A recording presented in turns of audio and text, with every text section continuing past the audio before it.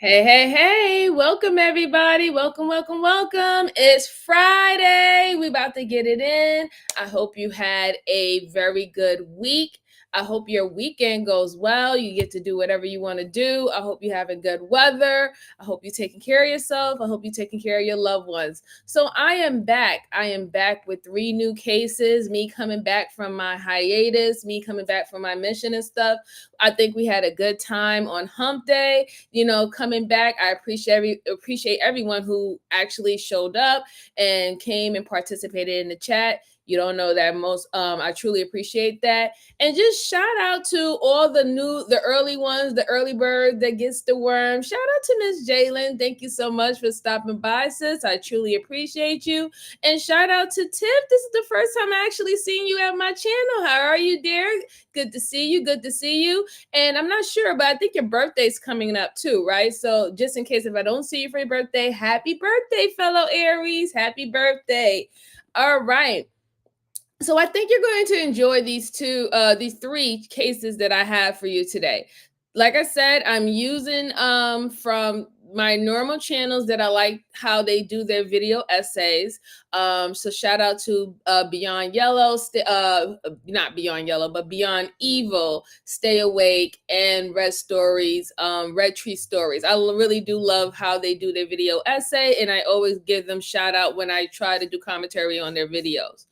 The first one that I have for you is about a young mom goes missing after a night out. Now, mind you, it seems that this actual case is almost a decade old, but I still think that it's something that we should be able to dissect and have commentary on. So we're going to go over that now. So let me go ahead and pull this up. Yes, Aries gang. Aries gang, you know how we do. Let me pull this up and let's take a look at this, right? Here we go. He was a closeted psychopath who had never found a completely defenseless target.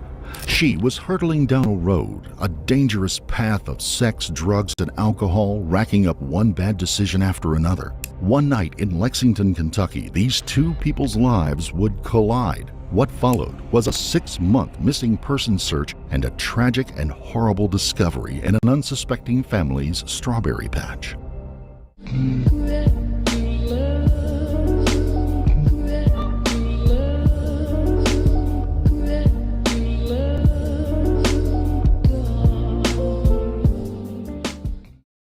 Before we begin, we would like to extend our deepest sympathies to the friends and loved ones of Savannah Spurlock. It was Thursday night, January the 3rd, 2019, and three young men made plans to go out and take part in Thirsty Thursday offerings at bars in the neighboring city of Lexington, Kentucky. The three men worked together at a night shift job. They were looking to blow off some steam after a hard work week had ended. Cheap drinks, lots of young women, and hopefully some fun were all they were looking for. Sometimes, on nights like that, you can find what you're looking for, and sometimes you find something much more than that. In the nearby town of Richmond, Kentucky, 23-year-old mother Savannah Spurlock had just borrowed her mom's car. She told her mother that she was going out to pick up some food and that she would just be gone for a little bit. However, Savannah had other plans. She was going to grab a friend of hers, Jocelyn Hutch, and meet up with another friend, Dion Johnson, in Lexington. She wanted to have a night out on the town for herself. She needed to get away from her life for just a little bit. Savannah had a tough month prior to this evening.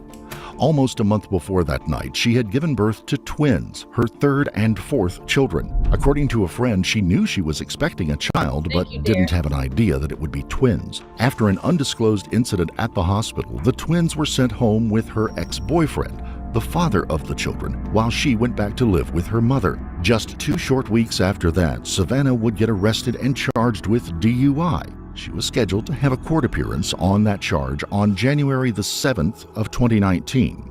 Savannah and her friend would drive to the third friend's house, park her mom's car across the street. Savannah locked her large purse inside the car, taking a small clutch with her. It was getting chilly, but she didn't take a coat. They entered their friend's home and began to pre-game, drinking before heading out to the bars. By 1:30 a.m., they decided to head to downtown and the local bar scene. The three men I mentioned earlier met up in Lexington at the Two Keys bar, but decided to go elsewhere because there would be an expensive cover charge. Instead, they headed down to a place called The Other Bar. There, the three men settled in and started drinking Jack and Coke. Savannah and her friends also ended up at The Other Bar. There, she and her friends had a couple of drinks and met up with another friend, Kayla Hamlin. Hamlin would have a photo taken with her friends before she called it a night and went home. It also wasn't long before Dion announced his need to leave because he had a court date the next morning. Savannah and Jocelyn told him they would be fine, and he went on his way. Meanwhile, back in Richmond, Kentucky, some 25 miles away, Ellen Spurlock realized that Savannah was not planning on bringing her car home anytime soon, so she called the Richmond Police Department and reported the car stolen.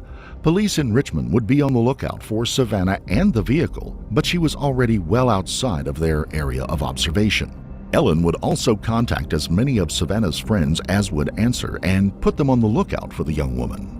Savannah and Jocelyn at The Other Bar proceeded to have a falling out and had to be separated by the club's bouncers, who warned them to quiet down or they would be asked to leave. As Savannah went on her own way, she began hitting on men around the bar. Jocelyn found a ride home and left for the night after Savannah assured her she could make it home fine on her own. David, Isaiah, and Brandon had just...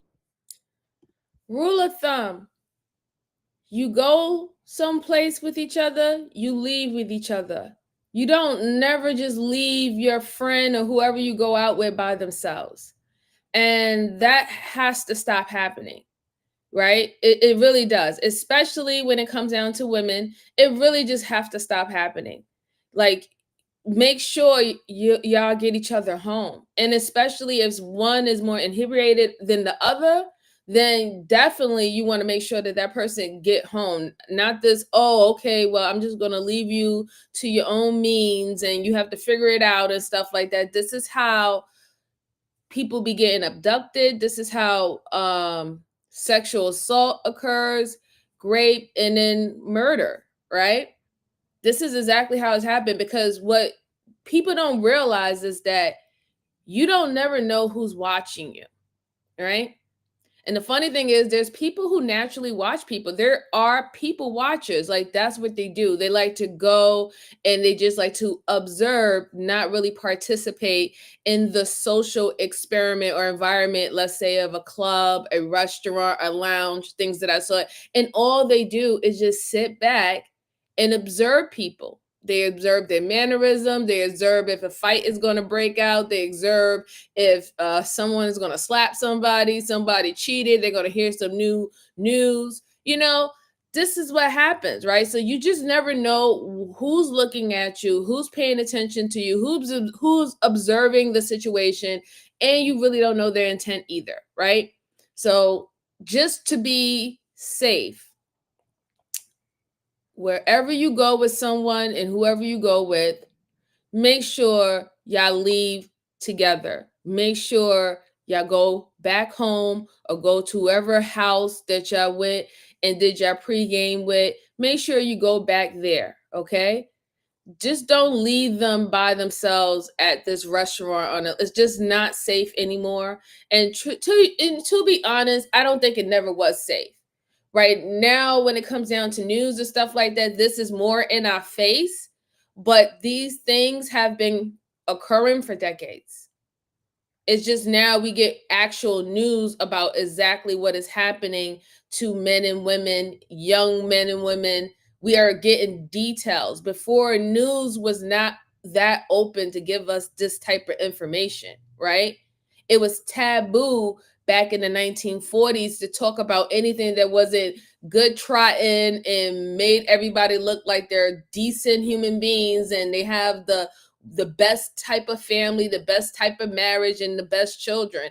A lot of things were censored back then. Now it's not censored, right? Now it's you make actual more money by being as truthful and as blunt as possible about what's going on out here, right? We're not saving anybody's feelings, let alone are we even trying to save the innocence of our children.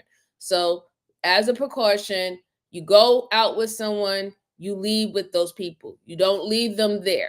I don't care what the hell they say, don't leave them there by themselves.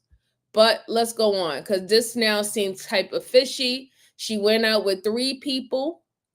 She got in an argument with one of her girlfriends. One of the girlfriend left her there stranded, and she started talking and hitting to other people, random people in the bar that she don't know nothing about, and now y'all don't know about her whereabouts. But let's go on. Settled into their second round of drinks when Savannah came up and began flirting with the men. Last call would be coming soon, and the group decided to leave the bar. The night was still early for the 3 men who normally worked the night shift. Savannah didn't want to call it a night either, and the 4 decided to continue partying as a group. Brandon had just moved to the area from South Carolina and was staying with his family, so his place was out. Isaiah had just moved into an apartment and had no furniture yet, so that was out.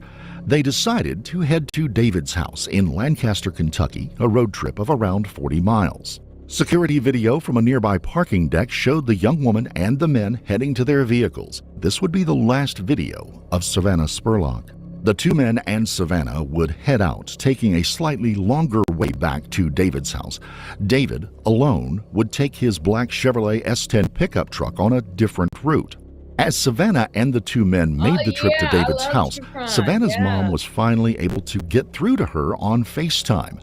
Ellen Spurlock would tell investigators that she could see Savannah was in someone else's car, and she could see one of the 2 men she was with. Savannah then told her she was fine, she would get a ride back to the car and be home in the morning.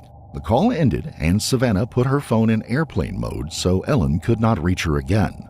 Savannah never made it home the next day, and it would be around 9 p.m. on Saturday the 5th when Ellen's car would be found by another friend of Savannah's. Ellen would call off the stolen car report and would make arrangements to have the car returned to her in Richmond. Savannah still wasn't home, but it wasn't completely unheard of for her to not come home right away. She didn't return the next day, Sunday, either, and there had been no texts and no updates to her social media pages.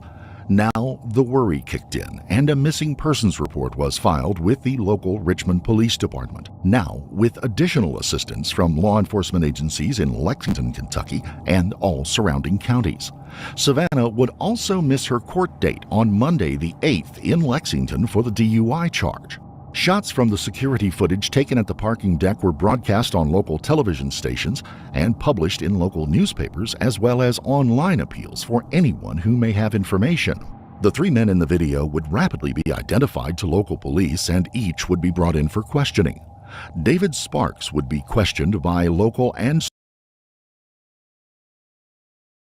So before we start getting into their interrogation process, I just want to say there was some behaviors about this young woman that is quite alarming.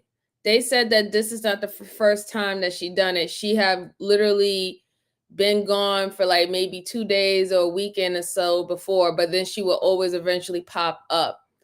And I would just say, not to say that maybe she is a little bit more reckless. Maybe she is, hooking up with someone over the weekend and then coming home.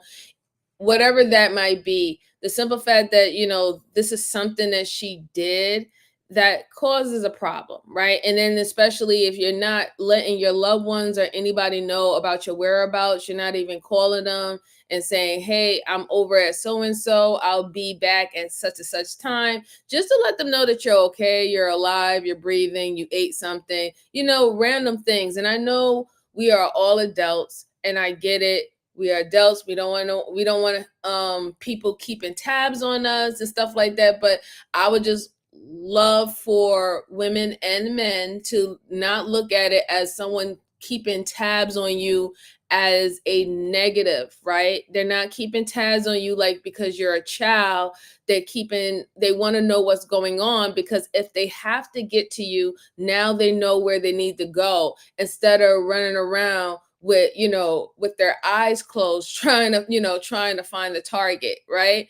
It just makes it easier for them to say, okay, well, guess what? I know that this person, they said that they was over here on 115th Street and that was at 12 o'clock. And they said they was going to be leaving there 3 hours. So now here it is 5 hours and they haven't reached home. But now I could tell the police, well, guess what? The last time I spoke to this person, they was at 115, right? This is the reason why you want to let people know where you're going. It's not because you're a child. It's not because they're trying to limit your movements. It's because if they need to get to you, they don't have to go through all the shenanigans of trying to find out where you are. All right.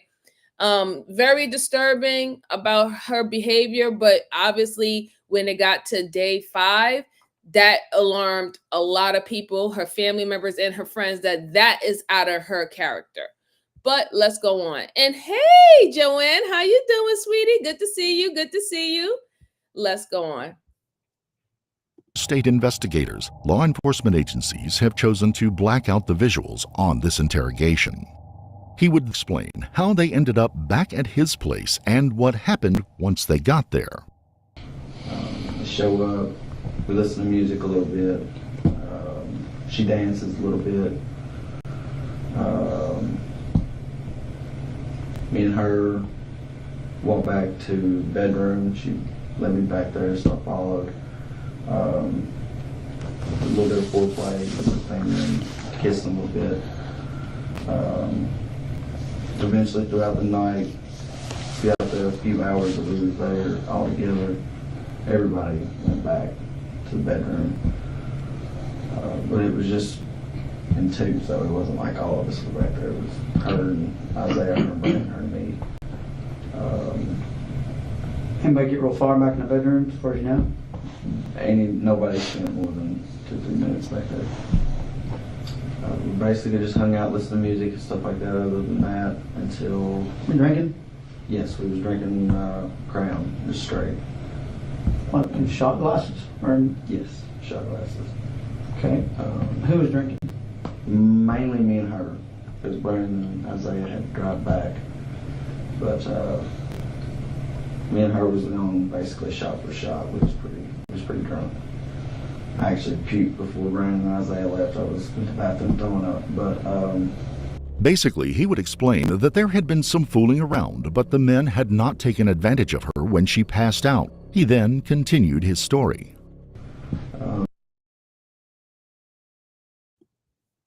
Men, stop doing that. Okay? Stop doing that. You want people to believe that you didn't take advantage of her. The simple fact that she is intoxicated and she's under the influence, she's already being taken advantage when it comes down to consent, okay? She's not in the right state of mind to actually understand what she's getting herself into. Because now you telling the story, all you're just saying is you was all drunk and y'all had a gangbang, right? But you swear up and down that you didn't touch her when she passed out. If you're drunk, you don't even know if she was passed out while you was making out or fooling around with her. You don't know. So please stop doing stuff like that. Stop it. It's not worth it. Stop doing nasty shit like that. Like, seriously. Let's go on. It was probably around 5 o'clock. She was sitting there on my left seat, which reclines. She's kind of sitting there, and now she's kind of starting to daze in and out. Thought she was about to pass out, so we helped her back to my bedroom and decided just let her sleep, and then in the morning I would give her a ride home or whatever happened. So y'all, who took her back into the bedroom? Me and Isaiah did. Like one on each side kind of thing? Yeah. Why? Because she was in and out of Yeah, she was passing out. drunk? Yeah, she was drunk. That is not Did she true. go up? She did not. That you noticed? No, And- not all. Okay. All right, did she keep her clothes on the whole time? Yes. So she had her clothes on? Yeah. She didn't take her clothes off? Nobody ever took her clothes off? No. All right. So you put her in your bed. All right. What size is your bed? Is it a double, queen, king? What's that? Queen size. Queen size bed. Mm-hmm. It's your bedroom. Put her in there. Why'd y'all put her in there? One more day. Hold on, young Red. You got it. I just figured I would give her the bed. Right. Well, is it the best place to sleep in the house? Yeah. Yeah. It's definitely the most comfortable. All right. You turn off lights? Yes. Close the door? They hung out for another 15, 20 minutes, something like that. After that, they left to go back to Lexington. I fell asleep on my recliner, and then, all the way up against the window. About 9:30, she woke me up, asking what the address was, so I gave it to her. I sat there. You gave her that. How did she wake you up? Did she do like this or what? No, she never got that close. She just kind of hollered at me, and I woke up. What would she say? Hey? Yeah, she said, kept saying hey. And I just kind of woke up, gave her the address. I was still, Then what'd she do? She turned around and went back into the bedroom. I heard Hey, the door Flower, close. how are I wasn't you? sure what she was Good to doing. see you. What time morning was this? It was about 9:30. Give or take? Yeah. I sat there. I was still pretty drunk, so I just I didn't mean to. I meant to stay up, but fell back asleep. I woke back up at 11:30ish, and Brandon the text asking how everything went. And we got up, and she wasn't there. My door was unlocked, and she was gone. As investigators questioned David about his whereabouts, they also obtained a search warrant for his house in Lancaster, as well as for his S10 pickup truck and for his cell phone, which he surrendered to police. In addition, since the last place they had any evidence of anyone seeing Savannah was at David's house, Lancaster police canvassed the neighborhood looking for anyone who may have security camera footage. Perhaps they could corroborate David's story and they could see who came and went. This on and around January the 9th, just 5 days after anyone had seen Savannah. Brandon Lewis would also be questioned about what happened early that morning. He told investigators much the same story that David did. He gave a very explicit account of what happened, saying that each of the three men had individually gone into a bedroom with Savannah at some point during that evening. He said there had been quite a bit of physical contact, but as far as he knew, none of them had intercourse with her. The investigators would ask him how the night ended for him. After you know, David, we were walking there, looking at David or whatever. That's why I was saying, you know, me and Isaiah was like, you know, pretty much this is a dead mission. You know what I'm saying? Like, she's out. Yeah, she got motherfucking cold. So, hey, we about to go ahead and bounce. You know what I'm saying? You straight, Isaiah was straight, but you know what I'm saying? Threw up, and we had left. That was our ball, man. Cause once she was out, I ain't got no use for her. So, he was like, all right, bro. He was like, well, I'm gonna go ahead and, you know, get my stuff and sleep on the couch. And we was like, yeah, probably best bed. And he was like, yeah, because I don't want her, you know, waking up and then seeing a stranger guy in the bed next to them and be like, what the fuck going on with who? And I'm like, yeah, probably the best bed. And we got left. So did you think that he actually went and slept on the couch, even though it's not really a couch, it's got a center console, so at best it's a recliner. Yeah. So you can't lay down on it, right? Yeah, it was definitely makes sense. Now. So do you think he laid in the bed, or did you get the impression he was going out on the recliner? Like, truthfully, at the time, I really was like, all right, he's gonna sleep on the bed. But like, when you just put it in that perspective, like real talk, like you can't even stretch out No. on this fucking thing. So, I don't need to sleep on. I'm not entirely too sure if he actually slept on the couch. So, Did you have that conversation with him? Yeah, because he said, you know what I'm saying? I'm talking after the fact. Next morning, did you have that conversation with him? Oh. In the days following.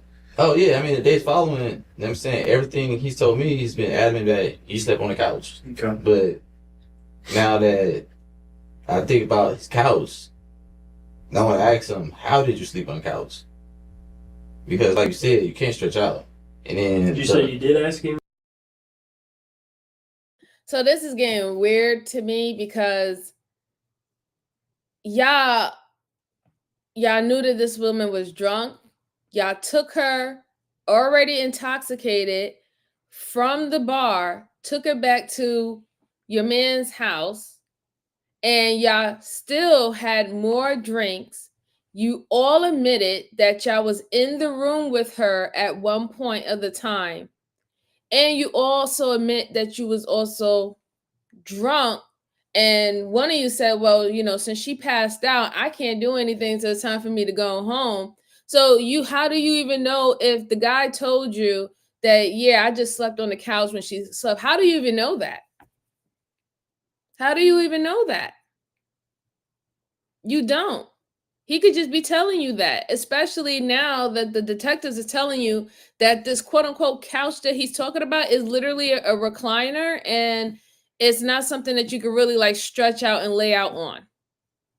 So again, it's like, doesn't really even make any sense. My whole thing is like, why are you going to another man's house with a drunk woman, sitting there waiting to get your fucking turn? Like I don't understand if some men don't even look at it how desperate, pathetic, and disgusting that looks.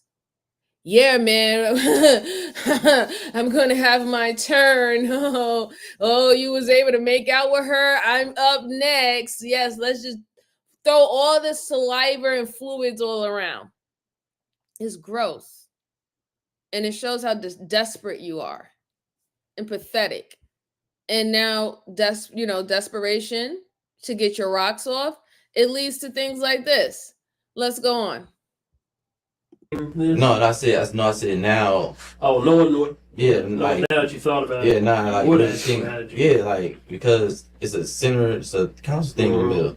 So and the thing is so close to the wall. I mean, you can recline it, but you can't. Yeah, Lay you down. really can't. Yeah, you can't lay. Right. You can't lay back. So He yeah, didn't sleep on the So he's sleeping straight up, or he's sleeping in the bed with her? yeah, one or the other.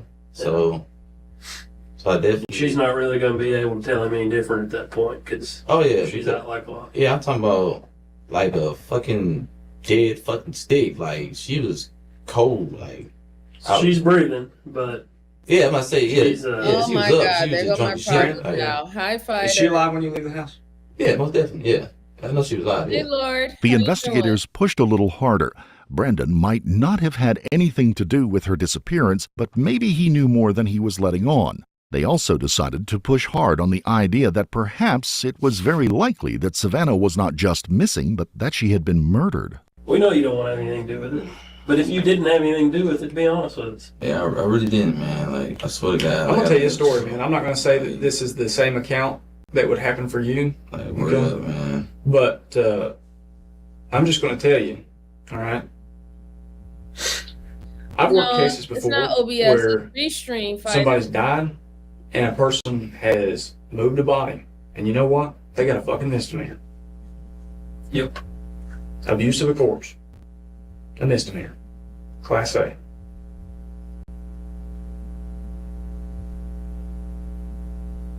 And I worked a case where She was wrapped up in a fucking tarp in the back of a truck. They dumped her. I've worked one where the person provided the vehicle that the person used to move a dead body, and that person who provided the vehicle, knowing what it was going to be used for, is already out of jail, and they're out walking around right now. So, I mean, It's time to fucking tell the truth. Yeah, but that's whatever's holding you back, and you think it's so bad, nah. But if you'll just tell us, it's probably really. So, we go over tactics over here. There's a reason why the detectives is literally, and I appreciate you, fighter. Thank you so much. I appreciate you. Thank you, thank you, thank you. There's a reason why the detectives is surrounding him in that way.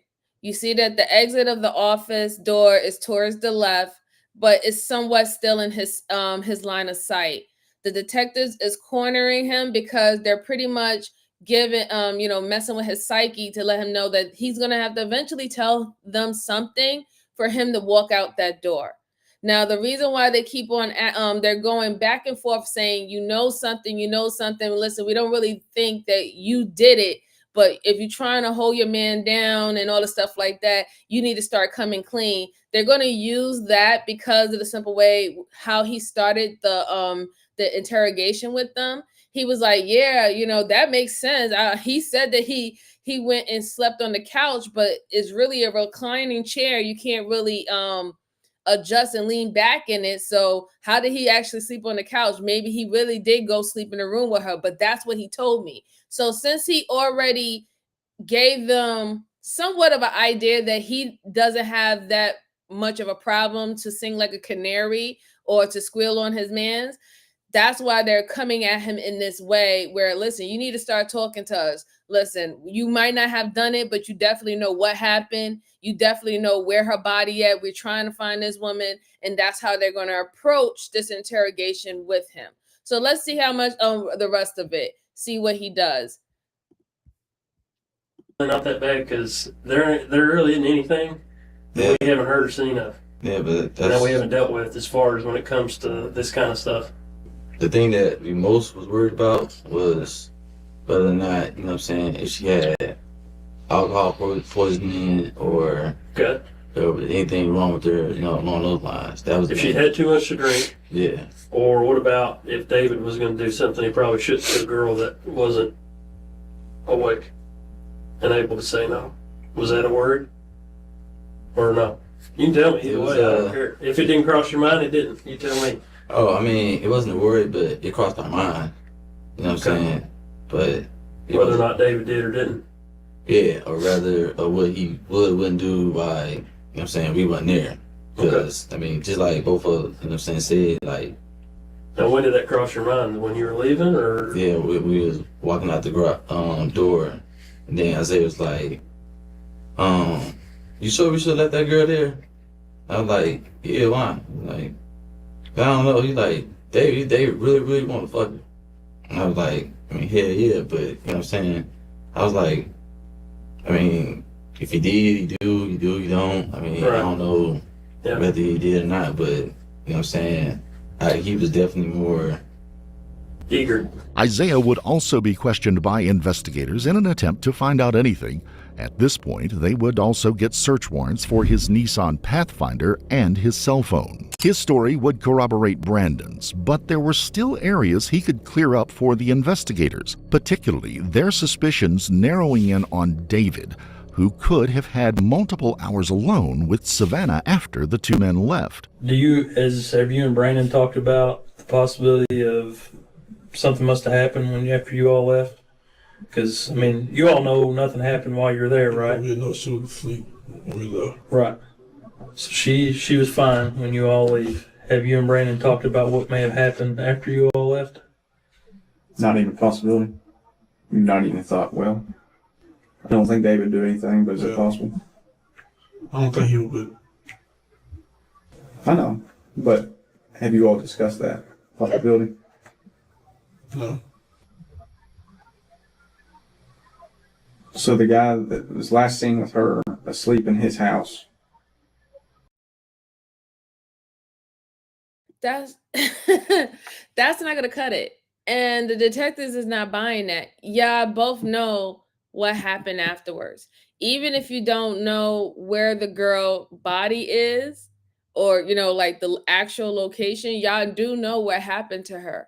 Because how do you all go as a group, bring this intoxicated woman to David's house, and y'all all had turns with her in the room, and then it was at one point where she passed out, and y'all was like, okay, we can't make out with her anymore. So you and the other guy dipped, but instead of David saying, hey, let's get this girl home, obviously, she's not, she can't consent to anything. He says, no, I'm just gonna let her sleep in my room, and y'all go ahead and head off, whatever night. I know y'all drunk. Y'all go head off. I'm gonna sleep outside, and I'm gonna let her sleep in the room, and then when she wakes up and stuff, let her go on about her merry way. Y'all had that conversation. That you called that dude the next following day and was like, yo, what happened with you and Shorty and blah, blah, blah. That conversation is gonna have. I mean, y'all was already planning trying to fucking have a threesome with her to begin with. So you really expect me to believe that you wasn't going to talk about whether or not she smashed last time? Like, come on. Like, let's just cut the crap. Cut the crap. Okay? It does, like, the way how you even came at it with this girl, y'all was talking shit and y'all was already plotting to get this girl to the house, thinking that she was open and she was ready to spread her legs. So y'all was already plotting like that, game planning like that. You telling me y'all wasn't going to have a conversation afterwards on whether or not did David actually get a chance to smash or not? Come on, please. And shout out to Very Sexy Red. Thank you so much, sweetheart. I truly appreciate you. She said, fan character dressed as a cheerleader jumping in the air. I appreciate you, sweetie. Appreciate you. Thank you so much. Yeah, but let's hear him, his side of the story. He doesn't really look like he's scared. He doesn't look scared. He doesn't, but he does look like he is withholding some information, but he doesn't look scared. Let's go on. And she's now been missing 6 or 7 days, and you don't even want to consider the fact that. I said, I can't point fingers for something I don't know. Right. I mean, I'm not saying you got any direct knowledge of it. I'm just asking you. We're just asking you, has it even come into your mind? I mean, you've had plenty of time to think about this. And I'm sure, you've said that you're confused about it as much as we are. I mean, talk to us. I mean, as far as like, what always went through your head? Like, have you ran some things through your head of, what is there a possibility David could have done something? I mean, you said you don't know him as well as Brandon. You said him and Brandon, they're pretty tight. But from talking to him at work and hang out with him, he don't seem like no bad guy. Is he weird? No, it's just the way he acts, and we got used to it. Like, how's he act? Tell us about it. Like they're real quiet, like stay to themselves, that work. So he's kind of a loner, more or less. Yeah, unless he's talking to the guys that work. Okay. Does he hang out with any other guys at work that you know of, or I mean? Just me and Brandon. Okay. So we all have lunch every day. Okay. Isaiah, do you have any direct knowledge of anybody that was involved in her disappearance or her death? Listen, Would that ever change? Okay. You're confident of that? Okay. Is there anybody you can vouch for and 100% say they had no involvement in Savannah's disappearance or death? I didn't know for sure. Me and Brandon, we lived out together, made it home, like a few minutes at each other. Let that drop them off. So you can 100% for a fact say you and Brandon. Absolutely not. Definitely not. Okay. The cell phones of Brandon and Isaiah would offer proof the two men had left in the early morning hours, just as they had said. A deep search of the Pathfinder SUV for forensic evidence turned up nothing. The search of David's home, however, was turning up all sorts of interesting, if not incriminating, items. Nowhere in the house was there any personal effects of Savannah.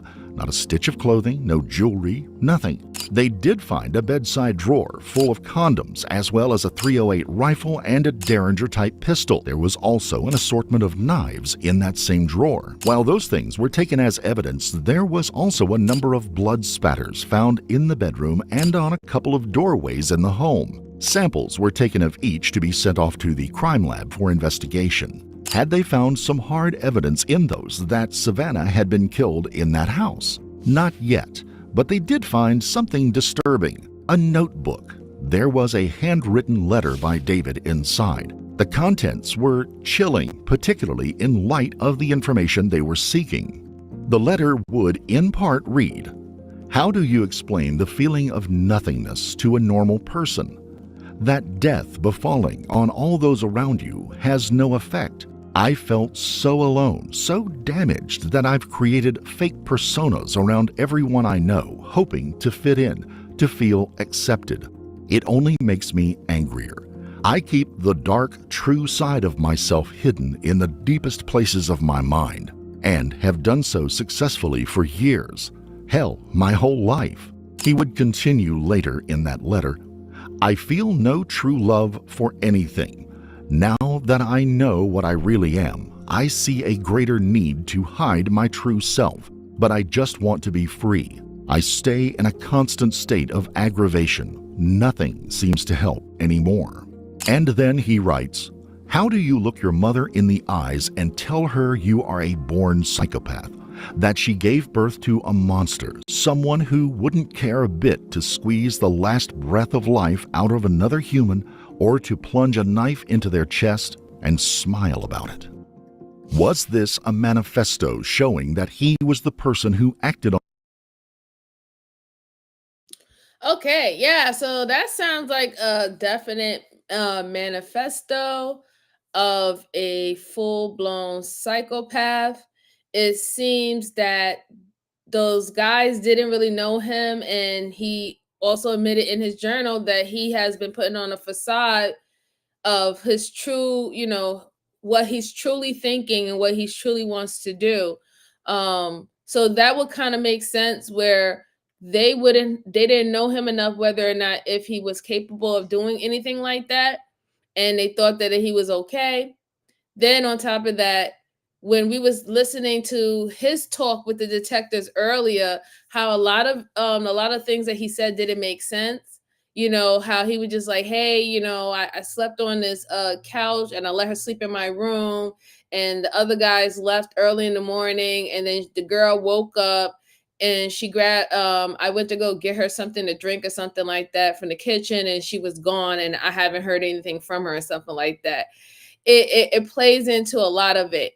But even though him writing that does not necessarily make him a murderer. So we just have to, call it for what it is right now until the more of the evidence take place. He could be having, his diary can be showing his true self and what he's capable of, and that's why they looked in it. But that doesn't necessarily mean that he actually murdered this woman, or he knows about her whereabouts. truly, I believe that he do. And eventually, going forward, we're going to find out that he probably did, most likely did. But just for future reference, whatever people write down on their paper, unless it's saying I specifically did A, B, C, and D, that does not necessarily make that person a murderer, a killer, or a rapist, or stuff like that. Okay. And let's see. Hi, Black Beauty. How are you? Good to see you. Good to see you. Thank you for stopping by. Truly appreciate it. And Alias, it says, good idea for a channel. Oh, thank you. I appreciate it. Thank you. All right. So let's go on those feelings when Savannah was left alone with him. Or was this just some rambling of their worst thoughts on a bad day in a journal? They couldn't be sure, but they couldn't help but take David more seriously as a suspect. The officers canvassing the neighborhood were able to turn up security camera footage that captured David loading large black trash bags into the back of his truck and then driving off with them right after the night Savannah had been at the home. Investigators who had performed the search of the Sparks home said that it had the appearance of something that had just been cleaned. Everything was in its place, nothing disheveled, and one officer felt the bottom half of every wall had been wiped down. Had this just been David loading trash from a big cleanup of the house that morning, or was he disposing of evidence? Following up the local area landfill, investigators and cadaver dogs turned up no evidence. The state crime lab had also turned up nothing of any interest on the items sent from David's house. The blood swabs all turned out to have DNA that neither matched his or Savannah's. It was ruled most likely the spots were from a previous tenant of the house. David had only moved in there just a little over a month before. There was simply no actual evidence that any of the three men had done anything to cause the disappearance of Savannah Spurlock on January the 4th of 2019. None of the men were charged or arrested. The nearby home and property of David's parents, Alan and Alta Sparks, was also searched, including an acre or so of land around the house. At the time, no evidence turned up. A lifelong friend of David's, Haley Hinkle, who was serving time in a local jail, would even speak to detectives to give them some insight into the young man and reassure them that he was a good person. We're just wanting to basically get a character, how his character is, how he was. He's an amazing dude, for real. I went to jail when my little boy was almost 1. He took care of my kid. He has my kid's name on his arm. He's always been a good dude. He's always come to my rescue when I needed him. Okay. He's a good dude, for real. He's went to church with his mom, and Dad's always went to church with my mom. Mm-hmm. His uncle used to be a pastor at my church. Okay. Was there anything, you told us multiple times he's a good dude, help you, and we get that, but was there any time that he might have said or done anything that was kind of out of character for him, and you'd be like, man, that's kind of weird coming from David? No. Never seen him do nothing or get real pissed off at somebody, or? He's never really got angry with me. I mean, I've broke his heart 10,000 times, and he still comes back the same way he left. Basically making sure that, or just asking you, did he ever distribute any behaviors that was like, this is a little weird? No. Anything like He's an awkward person until you get to know him, you know what I mean? He comes off really weird, but once you get to know him, he's not that bad. David's attorney spoke with the police about the letter David had written, explaining that it was written during a time that David was going through a deep depression and that it didn't reflect his real, everyday personality.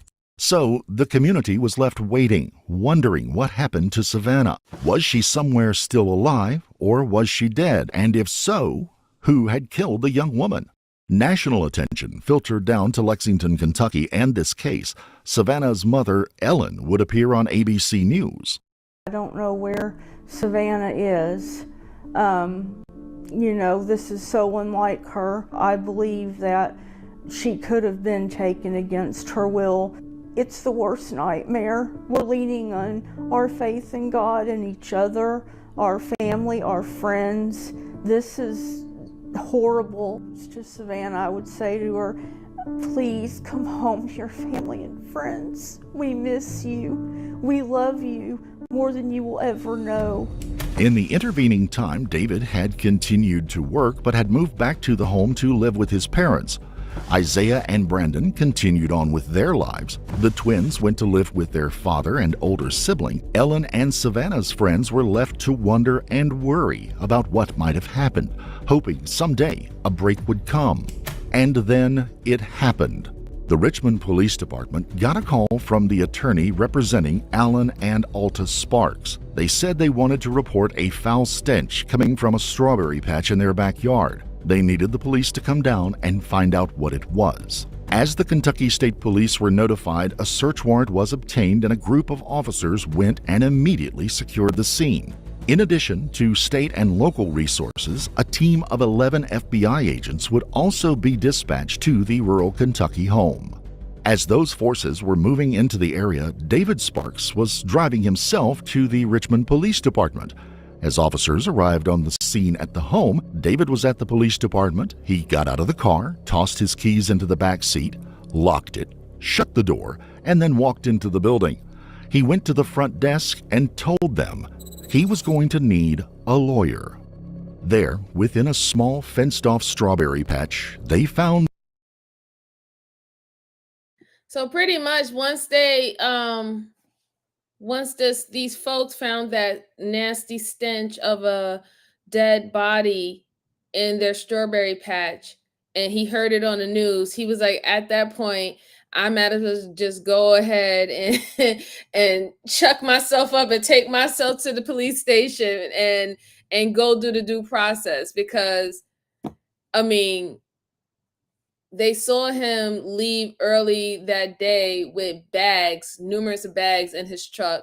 I'm sure he didn't get rid. I'm sure he buried her body within those bags. There's gonna show DNA on him. As if they find the body and the body is not completely decomposed, they're gonna find his DNA on him. So yeah, he was just like, fuck it. I need a lawyer now. I was like, wow, that's crazy. I can't. That is crazy. But hey, let's see what else happens. The body of Savannah Spurlock, buried just 19 inches under the surface of the garden.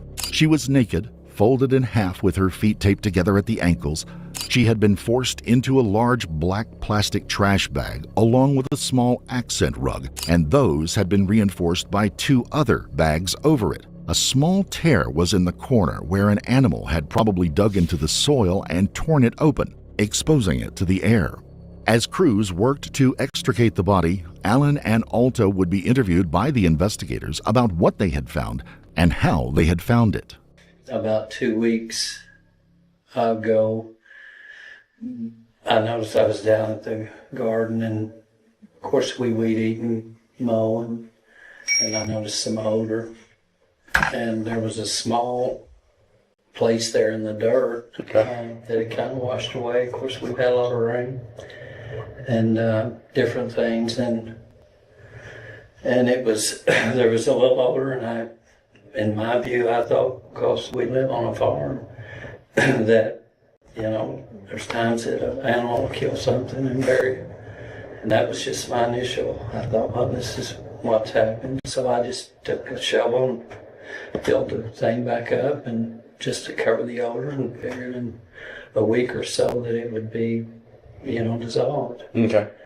And then Tuesday, I was mowing, and it was pretty strong down toward the fence. We've got that fenced in, and so after I mowed the yard with the riding mower, I took my push mower and went down and mowed around the garden and weed eated, and was looking there because, and it looked like to me there was black plastic, and so I didn't do anything. I just went ahead and finished. It was hot. I got out of the sun, and then when my wife got home, I made mention of it to her, and so. I don't know, about 30 minutes or an hour later, we went down and just to check it out. And, you could tell some of the ground had been broke up. And I just dug around to try to, see what it was, what is this? And in that process, and of course it was probably 3 feet around or something too. And in that process, it became apparent to us that there was a black bag here. Okay. And it seemed like that in the process that there was a rug. That's what I thought, wow, that looks like a rug. So with that, I said, well, we, covered back up and that's what we done. I just took the shovel and covered it back up. Hey, Bruce, it's good to see you. Because there Happy was some Friday. flies How and are you, stuff. sir? So we just covered it up and, went up to the house and we started discussing, initially we thought, in our views, wow, this is something that's somebody has put something here and we thought initially that, somebody has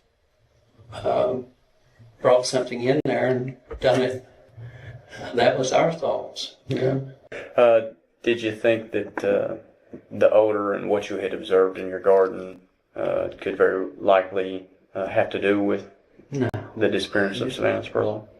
I was wondering, with everything that's going on.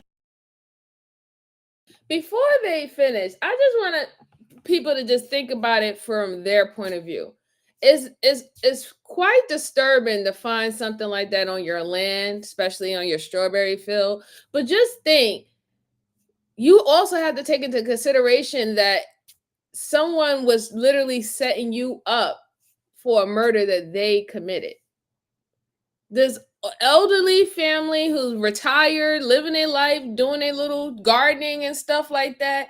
And here you have a young man who don't know them and randomly just trying to set them up for a murder, because eventually that they were going to have people come over, they were going to smell the stench. Years is going to go by, then there's going to be all these millions and one questions about what is this person's body doing on your property and how come you didn't know about it and all the stuff like that. It is just like, this is what I'm talking about, how these particular type of people don't care about nobody, and they truly don't care about who they hurt and who they affect. And they'll let you believe or make you believe that they only target people who do things to them. No, they literally targeting people who has absolutely nothing to do with anything what's going on in their life, didn't do anything to them, didn't give them the mindset that they have, nothing. But hey, let's just go and destroy another random person's life just because my life is going to shambles. It's ridiculous. It's ridiculous when you really look at it in totality, how much this person literally tried to destroy so many people's lives, right? The 2 guys that was with him, he destroyed this girl's life, he destroyed her family's life. He has the whole community using up their resources trying to find this woman, hoping that they could find her alive, because that's what they always wish, to find this person alive. But if they're not, at least get her remains back to her family. And then you also included this elderly couple with their gardening. It's a trickle-down effect, and a lot of people don't look at it in that way. Let's see. Bruce says, I am fantastic. Thank you. How are you, my friend? Yes, I'm still fighting crime. I was just on a mission for a month, and I am back. I am back in business. But shout out to you, sir. Flower said, I think I would have called the cops when I saw the plastic. Yeah, I think so too. Yeah, definitely. My schedule. Oh, your schedule have changed. I understand, sir. Mine's as well. Let's see. It's always the good people who have so much going for them who they target. Absolutely. Definitely. Yes, please show some love and please hit the like button. I would truly appreciate it. It definitely helps the channel and it helps me join back into the algorithm, okay? And let's go on. But I didn't know. I just thought, well, if it is, I want to know. Okay. I want to know what this is. Because obviously it's not an animal. They don't use plastic to cover their... Okay. A search of David's room in the Sparks home would turn up items that included more black trash bags, rubber gloves, and a roll of clear packing tape. Local police would address the media not long after the finding of Savannah's body and the arrest of David Sparks. During the autopsy, 3 yards of packing tape used to bind Savannah's feet together was completely and carefully unrolled, and the ragged edge of the tape matched perfectly to the ragged edge of the packing tape roll found in David's room. A backpack found within a closet in David's room would also show tiny amounts of blood on it that matched both David and Savannah.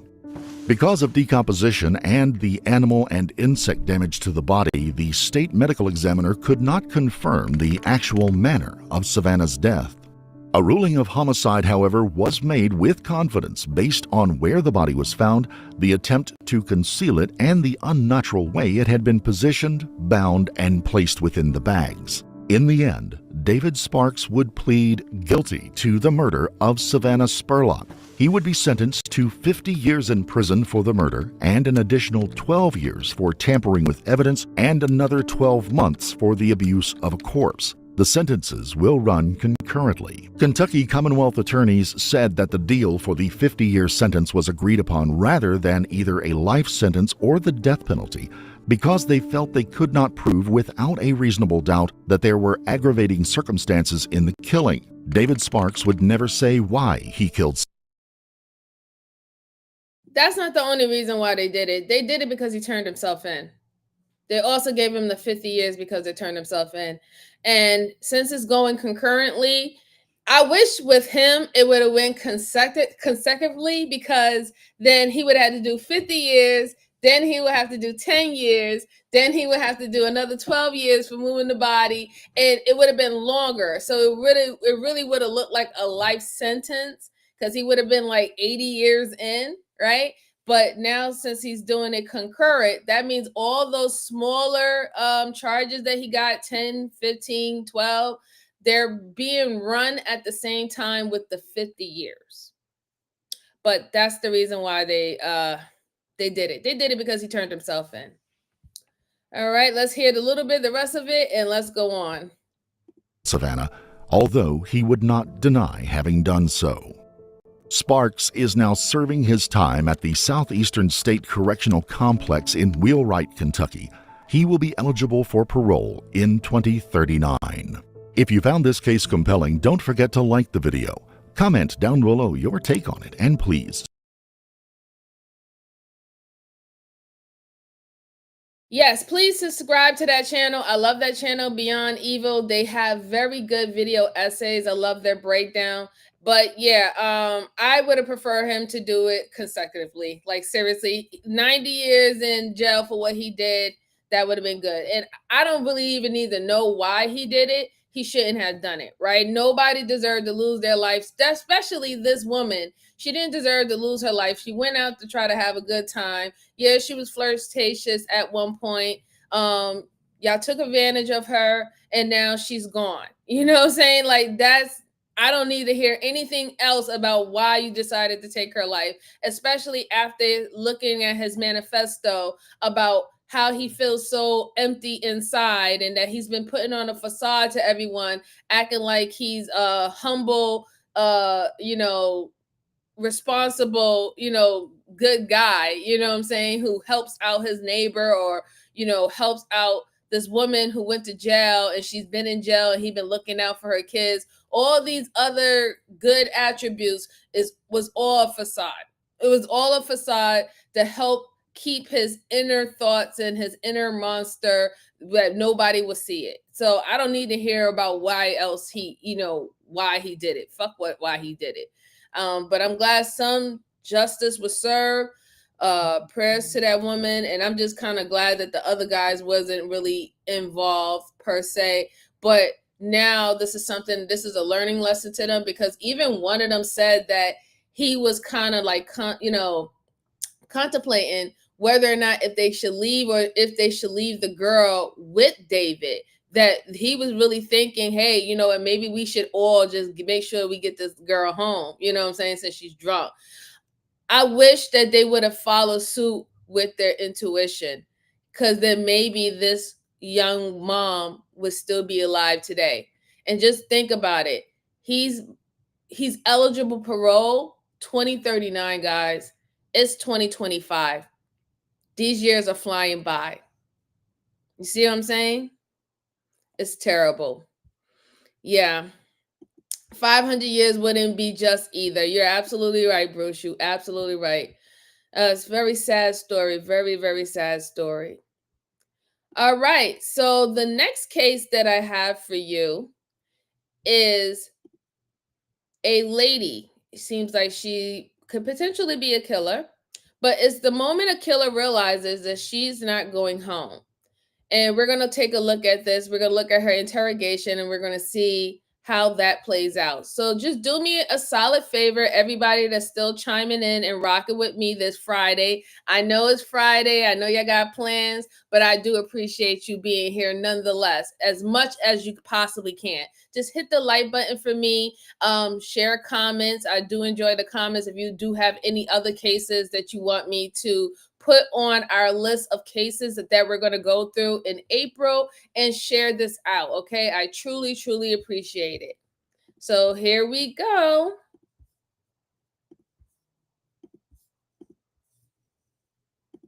"30-year-old Geneva Leil is about to be interviewed by the police in connection with the murder of 32-year-old Gabriel Zalazar. On January 8, 2017, authorities discovered Gabriel's body outside of a local hotel. Their investigation would lead them to Geneva and several other suspects. You're not under arrest. You don't have any warrants that you know of? No, what actually, they checked. They did. When the dispute with my roommate. Okay. They checked. So you don't have any. You don't have any warrants for your arrest. You're not under arrest right now. We're trying to talk to you, figure out what's going on. Okay? Because we're not the lead detectives. We're trying to figure out what's going on. Okay? Does anything strike a bell to you that may sound familiar? No. Okay. When you answered the door, you're pretty nervous. Oh, I was on the toilet, okay. And I was just like trying to yell at. I didn't know who was at the door. I was just trying to, but the way y'all were knocking kind of freaked me out. The interrogation begins with the detective asking Geneva about one of her roommates and the color of the vehicle they drive. Investigators suspect that this vehicle is the same one seen on surveillance footage, dumping Gabriel's body. Geneva immediately appears nervous, even pausing to catch her breath. Okay, what time did he leave today? Well, he had just walked out. He was going to go charge my battery pack or something. Okay, where was he going to charge it at? In his truck. What kind of truck does he drive? I've never seen it. You got this guy living with you? Well, he don't live with me. He was just visiting. Like, he had just showed up, not even too long ago. And I was like, hey, does your car charger work without being turned on? Because my grandma's truck, when I went to get my kids, that's when I charged my phone because I don't have power. My phone was dead. So you know he drives a truck? Yeah. How do you know he drives a truck? Well, because he said. What color truck does he drive? I don't know. It's important that you be honest with us, Geneva. Okay? Yeah. She's such a bad liar. Wait a minute. How you know he has a truck and this man been coming to your house, and you mean to tell me that the whole entire time this man been coming to your house, you ain't never seen his truck, nor did you ever get in his truck? He ain't never drive you anywhere? That's a very bad lie, ma'am. That's a very bad lie. I also want y'all to take into consideration that she's holding her vitamin water bottle, and usually, if it's a water bottle that's open, before they want to answer I guess impertinent question, they will take a sip because it gives them a moment for them to put something in their head that they think that they could push out to the detective that's going to be believable. But she's holding the bottle in a way as that's a coping mechanism for her while she's being questioned to make her stay calm. Okay, so definitely just pay attention to her mannerism.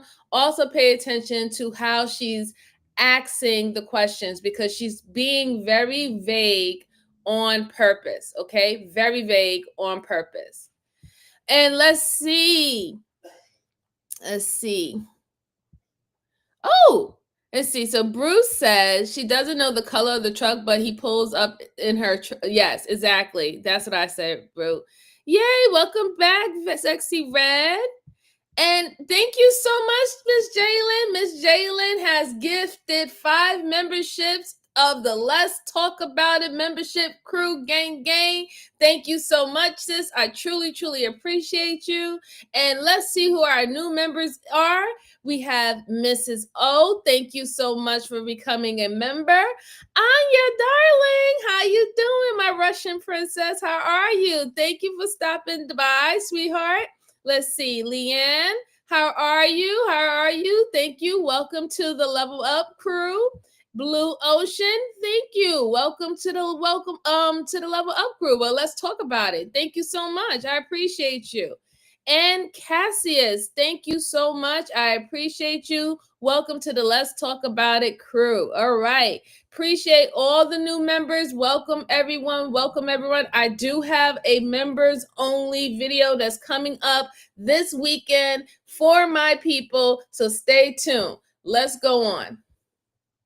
Does he know park it at the house? No, he didn't. Where's he park it? Well, because he didn't. Oh my God. Like, I really don't know. Because, I mean... Well, I can tell just by talking to you that you do know. I've never seen the color of truck. Okay. I noticed when I searched the house for any other people, there was carpet missing. Yeah.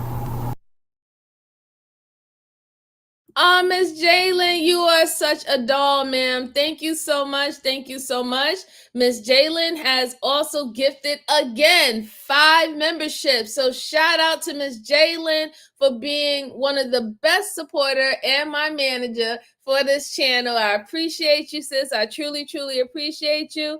And let's welcome the new members. We have Not Another Tarot Reader. Thank you, sis. How are you? Welcome to the Let's Talk About It crew. Mr. Troy, shout out to you. Thank you for stopping by. Welcome to the Let's Talk About It crew. Young Riaz, Drip King, what's going on? Welcome to the Let's Talk About It membership. And the beautiful Marie. How you doing, Mary? Good to see you. Let's talk about it. Welcome. Truly appreciate you guys. I appreciate you all.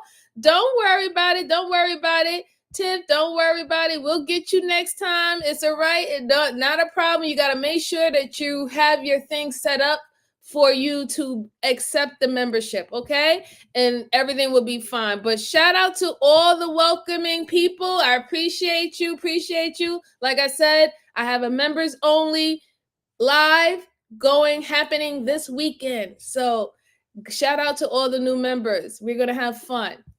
All right, let's go on. When was the last time the carpet was there? The carpet was there yesterday. I fell asleep. It was like before sunset. I had Anna there and my boyfriend, Meech. What's your boyfriend's name? Meech. What's his real name? Demetrice. How do you spell it? I don't know. Is he black? Yes. What's his last name? Lights, I believe. So between 5 and 11, your carpet is missing? Yes. Okay. Why would your carpet go missing? I don't know. It's your house, right? Mm-hmm. Did you give anybody permission to pull up your carpet? No. Okay, why would they you didn't ask any questions? Well, I've been trying to get a hold of everybody. But my phone was... Adios mio. She is driving me insane. She is acting so oblivious. It's ridiculous. How do you not know your boyfriend's name? Right? How do you not know your boyfriend's name?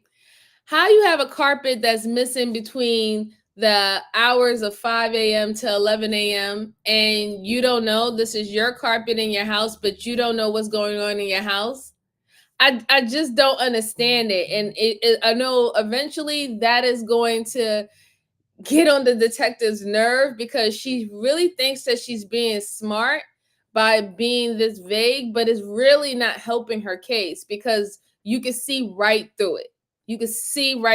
Like, you're not smarter than the average bear. I'm sorry, sweetheart. You really aren't. Let's go on. was at 4% when I woke up. This phone? Yeah. It was at 4% when I woke up, and everybody was gone, and my garage door was left unlocked. The police believe that Gabriel died from a combination of blunt force trauma to the head and a gunshot wound. They suspect that the murder occurred inside Geneva's apartment. The body was then loaded into a truck and dumped onto the hotel parking lot. A missing piece of carpet from Geneva's apartment further supports the growing body of evidence against her and the other suspects. And it didn't come to light, like, why is my carpet pulled up? Well, I mean, I wondered why everybody was gone and why, you know, like, I wondered a lot, but Where's all your furniture at? Right there in the kitchen. You don't have any living room furniture? No. Just the 2 couches. Like, where's the couches at right now? right there in the kitchen. Okay. What if I told you that we talked to somebody that said that you had more furniture in the house than what I saw? I don't know. Why do you have furniture in your kitchen? She doesn't. Why do you have You have a whole living room. Furniture goes in the living room, but yet you have it in the kitchen. You have a carpet that was in your living room that, I don't know, randomly disappeared. You have all these people in your house. You don't know your boyfriend's first name, nor you know his last name. You don't know what color truck he is, but you know he has a truck. You don't know what type of truck he has. Child, this lady is really bugging right now. She's really, really, really bugging right now. And it's literally throwing me through a loop right now, how she really thinks this vague statement, and I don't know, je no sé. She really thinks that that's going to work. It's not going to work. It's not going to work. Not Miss Jayla said, damn, Boricua. I don't know what she doing. Somebody should have told her. Somebody should have warned her. Let's go on. So we talked to people. Yeah. That was Geneva. We talked to people. Okay. And there's more furniture that was in your house than I saw. All right.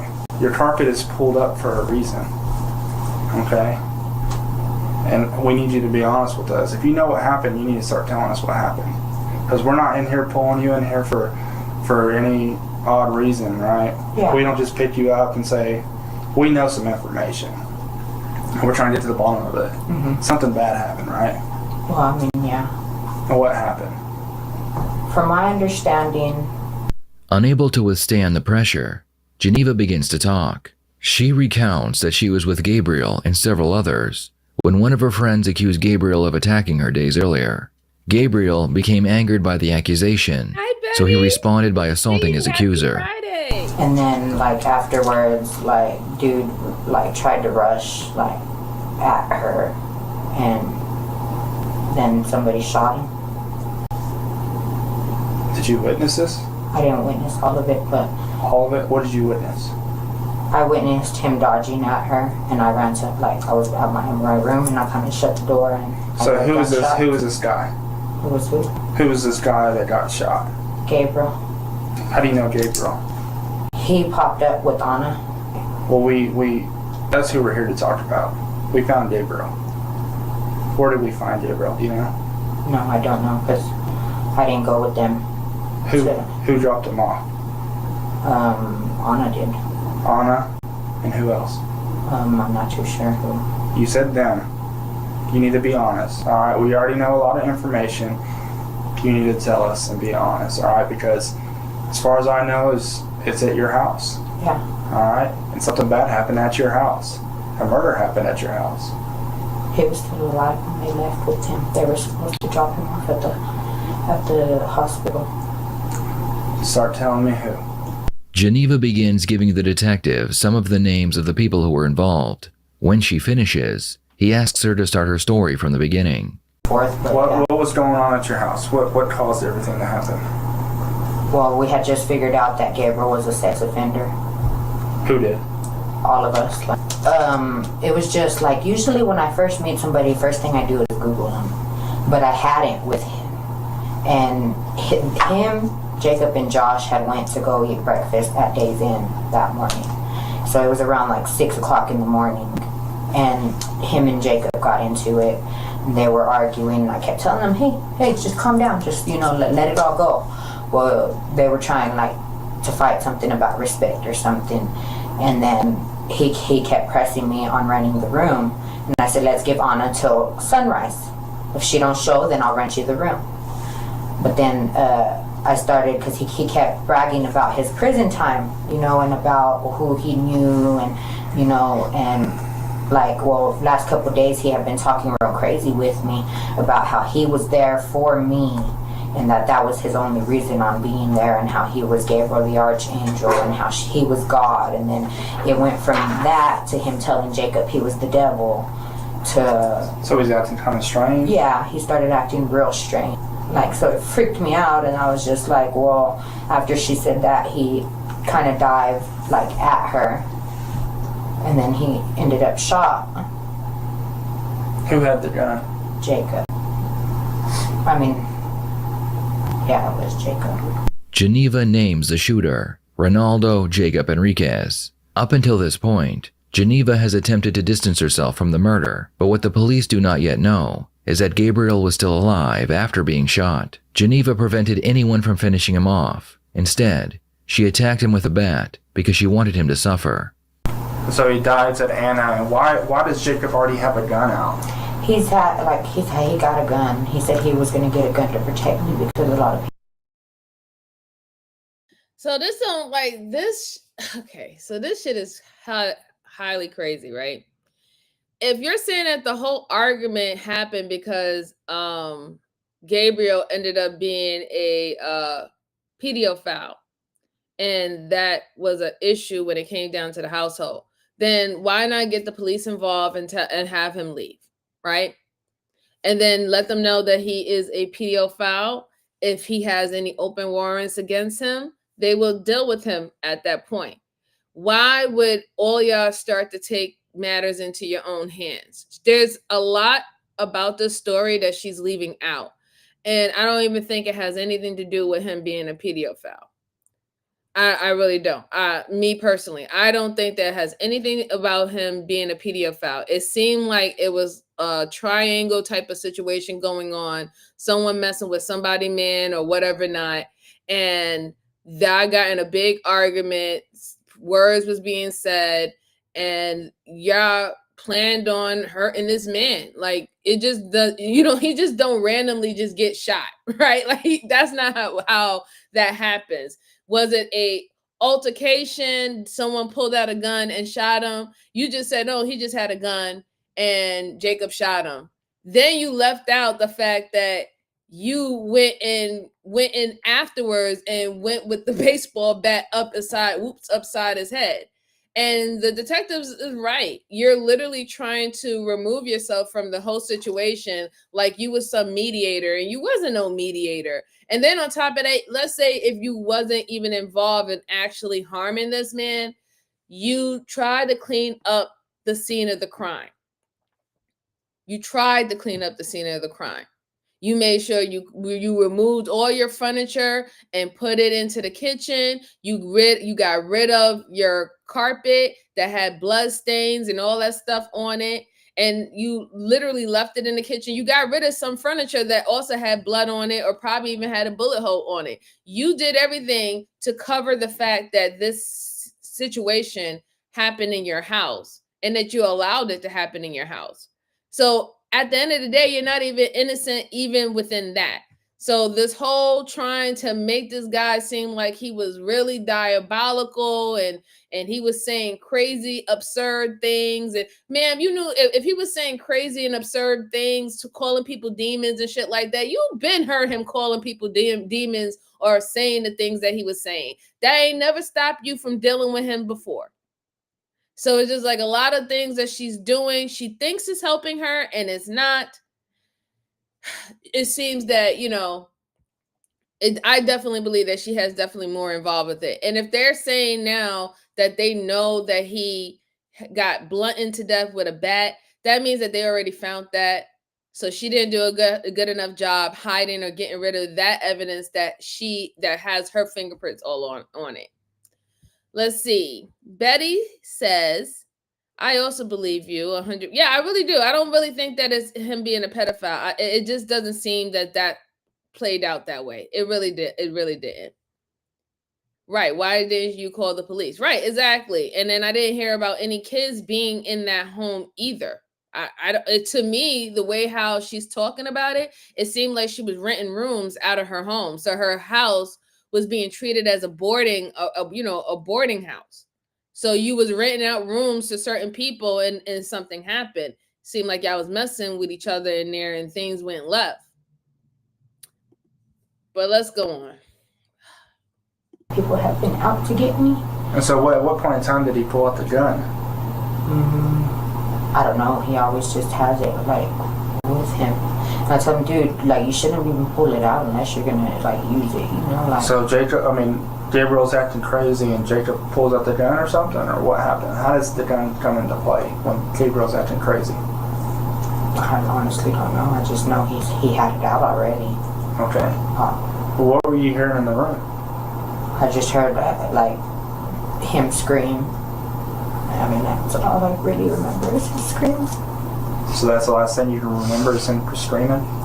Because he's dead. Look at the fake ass waterworks coming. Look at the fake ass waterworks coming. The way how she was talking earlier, I don't know. Je no sé. I don't know what the color of the truck is and all that, and a bag of chips. And now it's, yeah, I heard screaming. And I wasn't in the room. You're so fucking fake. Excuse my language. Yes, Black Beauty. She said, why not put his ass out? Exactly. Yeah, Betty. Now she gonna cry. Now she crying. She desperate. She desperate at this point. She got to bring on the waterworks now. Yes, she's desperate at this point. I don't know. And y'all know I'm not laughing at anyone's death. I'm laughing at the shit that people really do. They really in their head think that is logical and is also believable. And they really do believe it. It's beyond me. It's beyond me. Hey, Wheellock, how you doing? Good to see you, sir. Good to see you. Let's go on. Not the waterworks. Why's not one tear come down her eye? He was alive though when he left. How'd you find out he died? I didn't know he died. How long before they left? From the time of the shot?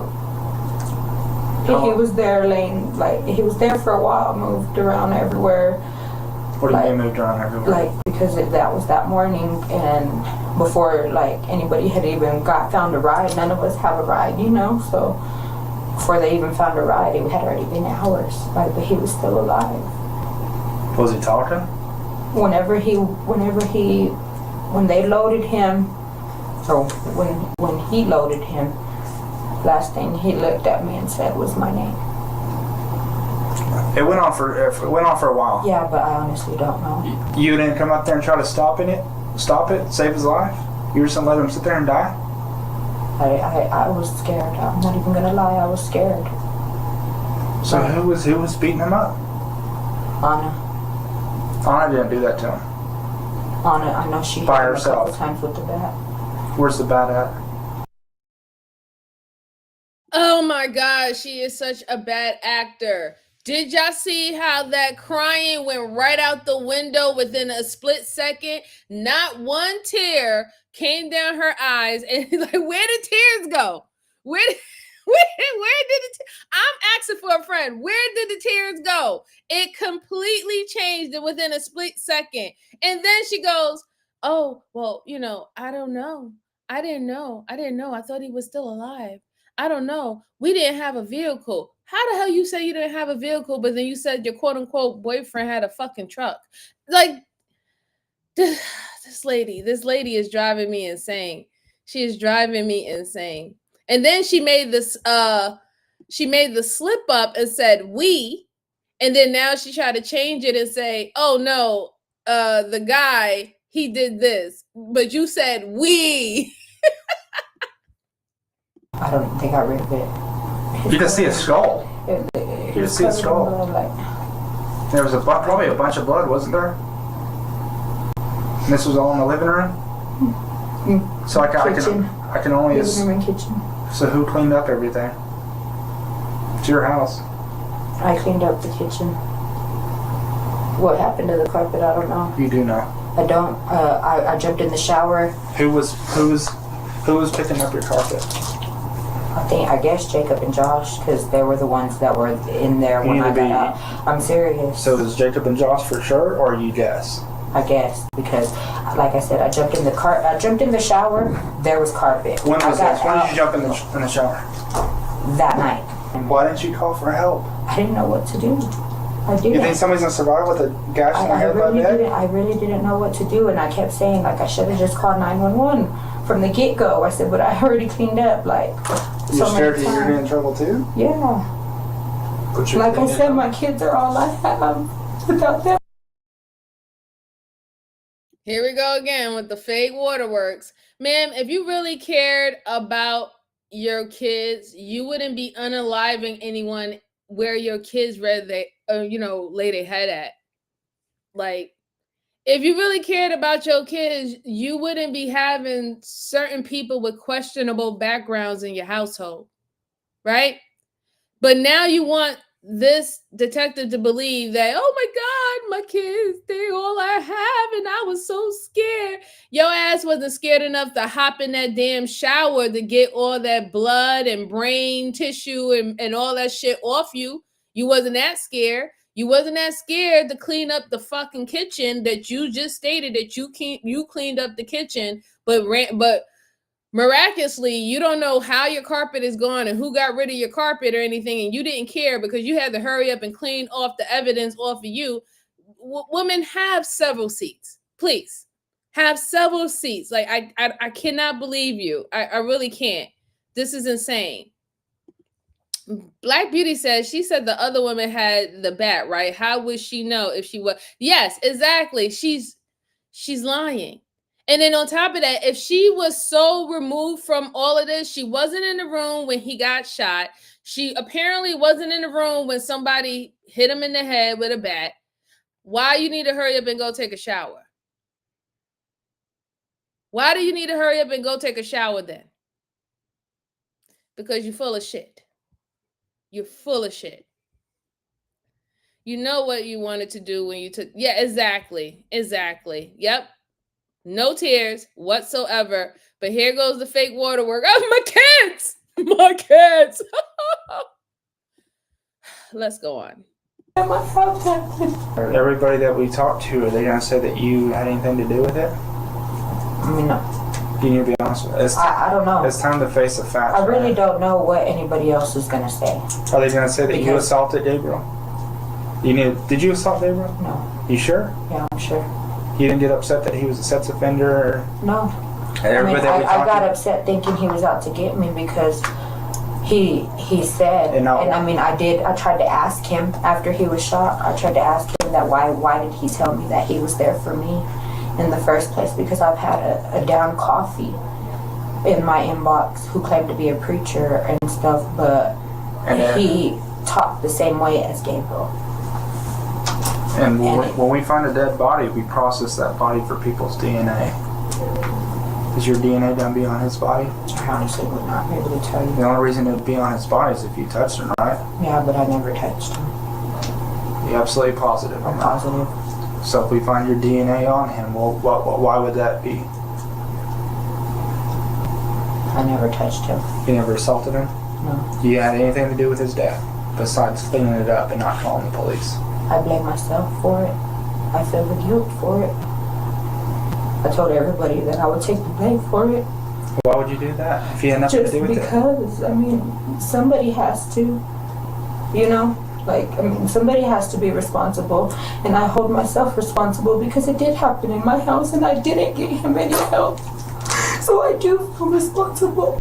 The detectives conclude their interview with Geneva, and police are in custody while they continue their investigation. Now armed with the name of the shooter, police quickly locate Ronaldo and bring him in for questioning. Why don't we, what's going on? Well, what's going on with, I didn't even know what y'all talking about. Okay. Well, you just said you wanted to get it out of the way. I just wanted to get out everything. You said that you wanted to talk about it? Yeah. Okay. Yeah, I mean, you know that I know what we're here for. And that's what I'm. Well, what's your story? That one, I was the one that killed him. I was the one. But here's my side of the story. The reason why is because the guy threatened me with his own gun. Yes, and I know I'm going to go to jail for this, but yes, I feel bad.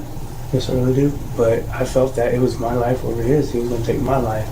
Yeah, and what I did was pretty bad too. And I'm cool, it's wrong. But at the same time, it was my life over his. That's what we want to hear. Do you want to hear the backstory? We want to hear what happened. Do you know him? I don't really know him. Do you know what he goes by or his name? I don't. How did y'all like? I just knew him because he said his name that day. His name was, I guess he goes by something, what was it, Biscuit? Biscuit? That's what he said. Okay. That's what he said me. So tell me what happened that day. That day, okay, it started off that he wanted me to bow down to him, like he was some kind of god or something. I don't know. All right, so let's talk about his standpoint of how he's approaching this interrogation. So he's using the man up approach to talk to the detectives. Listen, I'm going to own up to it, but I'm also going to let you know that everything I did was out of self-defense.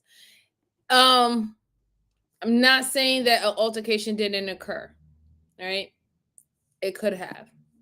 And at one point, it seemed like you got the best of him and you was able to get his gun. From there, he was no longer that much of a threat to you, right?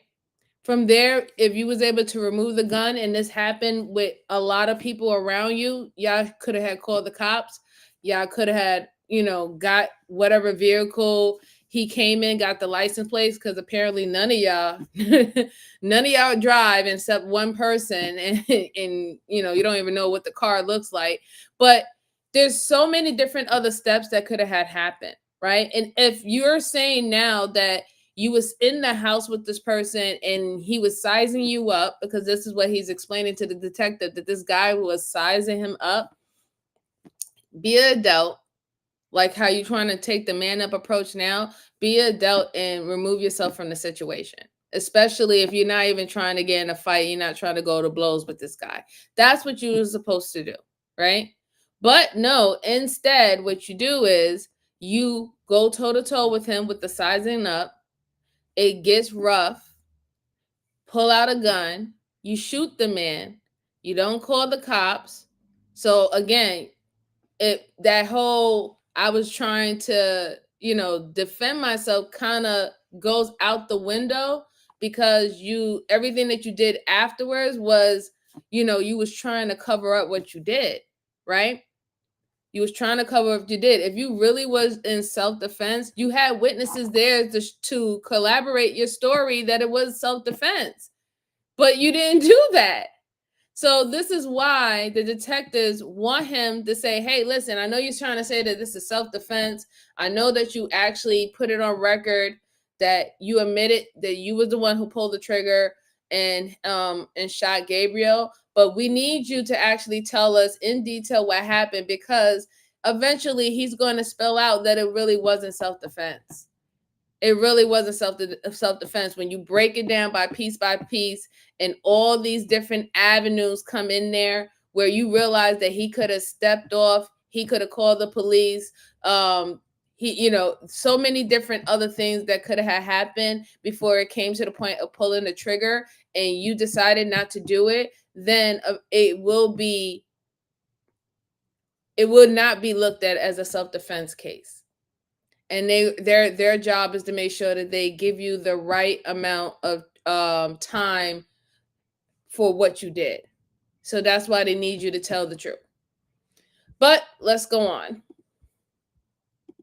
For some reason, he thought he was a god. And I was getting mad for the simple fact that I shouldn't have to bow down to nobody.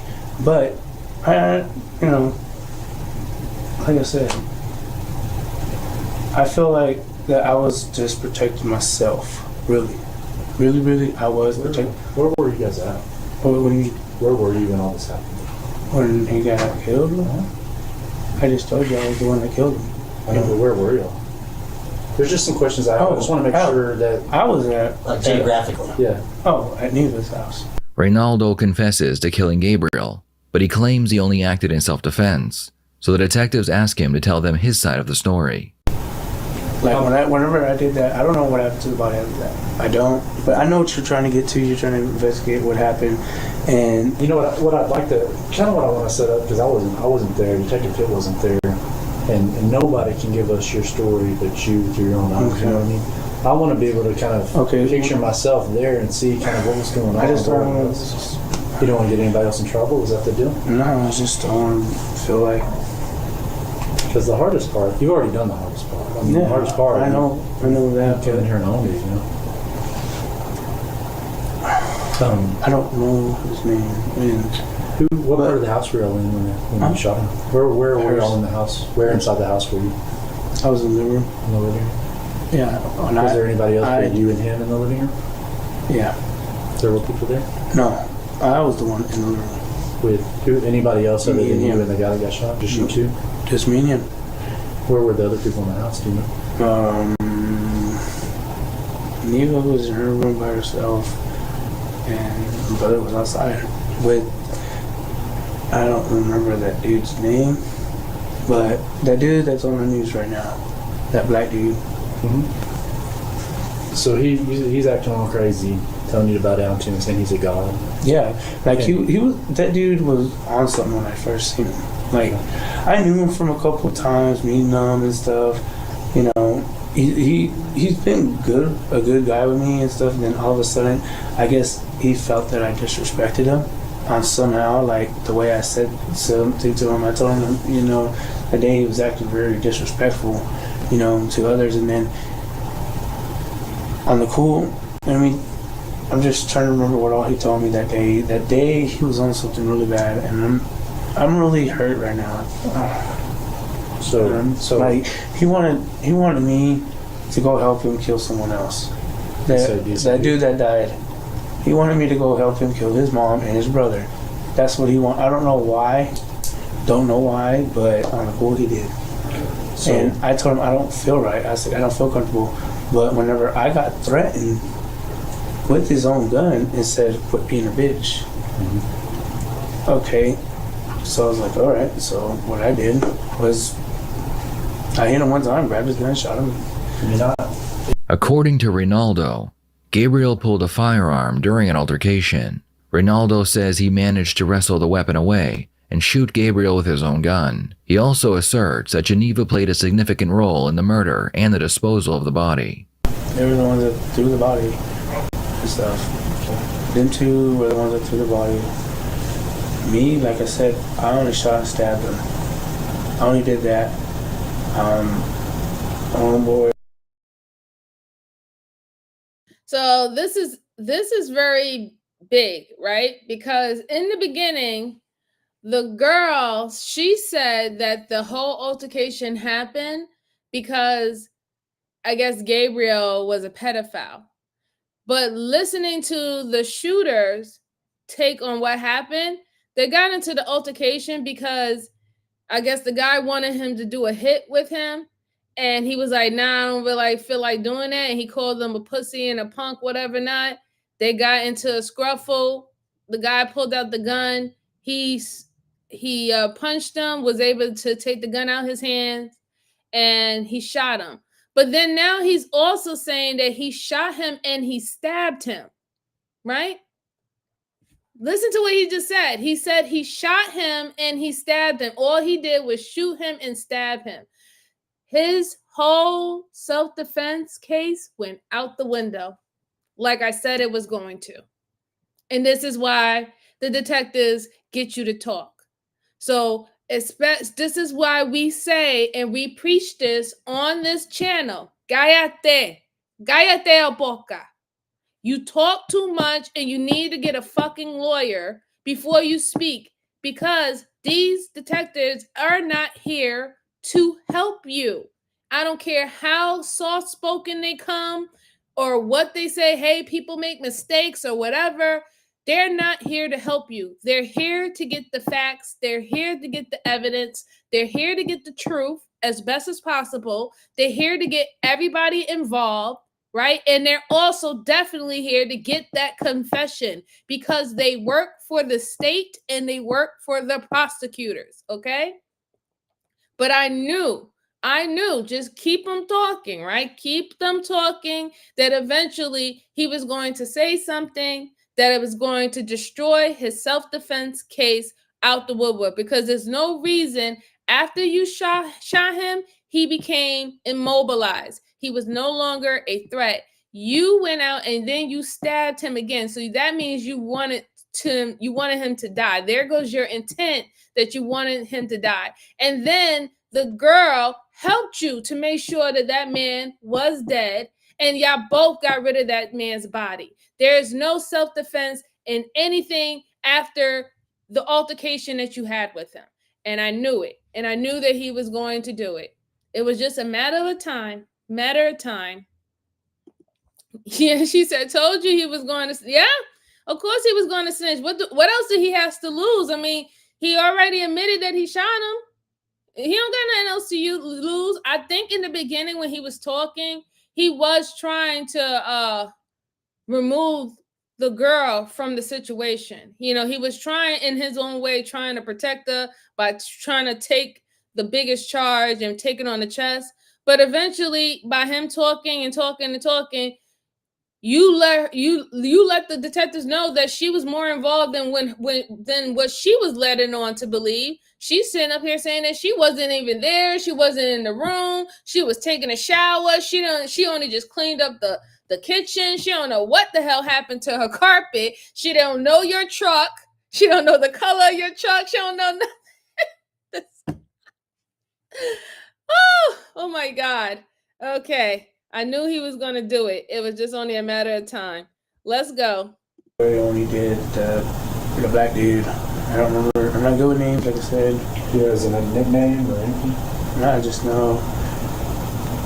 He's just a dude with the puffy hair. So it's the same guy you saw on news yesterday. Yeah, same guy with puffy hair. I just don't know him by that name. Ronaldo's statement leads the detectives to another individual, Demetrice Light. Ronaldo claims that he is the person who helped Geneva dispose of Gabriel's body. With this information, the police quickly locate Demetrice and bring him in for questioning. We've spoken to several people, and we have processed several locations for evidence, and your names come up from several people as being kind of around this guy or kind of in the same place he was on Saturday over at Geneva's house. Okay. You know Geneva? Yeah, I know who Geneva is. So that had nothing to do with me? No, they're saying that it did because they said that you got involved in it too, and that you were part of the one like beating him and all this stuff, and it was your idea to get this other guy to take him, to put him in the back of the truck and take him over to the carriage house. And then y'all get out there, get him out of the bed of the truck. So you're saying I'm out there on camera? Who it is? Yes, sir. Yes, sir. It's unmistakable, and he says it's you. And if it is you, he does. No. Yeah. Doesn't even know me. Why do you think that we'd be at that house today, putting all that effort into trying to talk to you? If I wasn't exactly. Serious, if I wasn't, what I'm saying. I'm being honest with you. I'm being straight. That's what I'm saying. Demetrice realizes that the others have already implicated him, so he admits to being present during the incident, but denies having any involvement in Gabriel's death. Like previously, before that, him always he played mind games with people, and I guess Jacob was the wrong person to play a mind game with. So he would play mind games with people talking about I'm God and stuff like that. So, like I said, the dude was already out of whack. You like a sick dude? His head's not right. But if you would probably sit there and listen to his stories, you'd probably just be like, yeah, you see one or the other, you're telling the truth for it. you're crazy, he's hit in the head, you know, so. So what happened with Gabriel at that point? Every time I seen Gabriel, he was all responsive, you know. Like, he was good, but he was just like dope fucked or something. I don't know, like he was crazy. Was he bleeding? Yeah, he was bleeding. Oh, where? Facial is really I could see. Okay. You're telling me you were there, except for all of the times when it might be questionable about you being there. You're like, yeah, I was there, but I wasn't there when the guy got beat. I wasn't there when he was okay. He wasn't okay. Now you can see his skull. His skull was exposed. Everyone was aware of this. But, he was not okay. He wasn't sitting up talking. He wasn't sitting up being silly. He wasn't any of that. And if you're telling me that he was, I know that's also not true. You say he wasn't? Yeah, he does look very young. I don't know how he know these people, but then again, like I stated before, it seemed like this lady turned her house into a boarding house. So she was renting out rooms. So she had random people, random men and women who was living in this house, right? And I guess one of the guys, that Gabriel guy, he probably was a guy, probably did drugs or something like that. He was probably going through, an episode. He went around here saying, look, oh, you're a god, or he testing people like, oh, you a bitch, you would, whatever not. I'll walk you, I'll dog walk you. You know the type. We all know the type, right? You know, talk all that, but wouldn't hurt a, couldn't hurt a fly if they really could. We know those. And the bad thing about it is, if you really look at all three of these individuals in their interrogation, not one of them said that they tried to render aid. A lot of them, all of them tried to excuse themselves, except the one who admitted shooting him.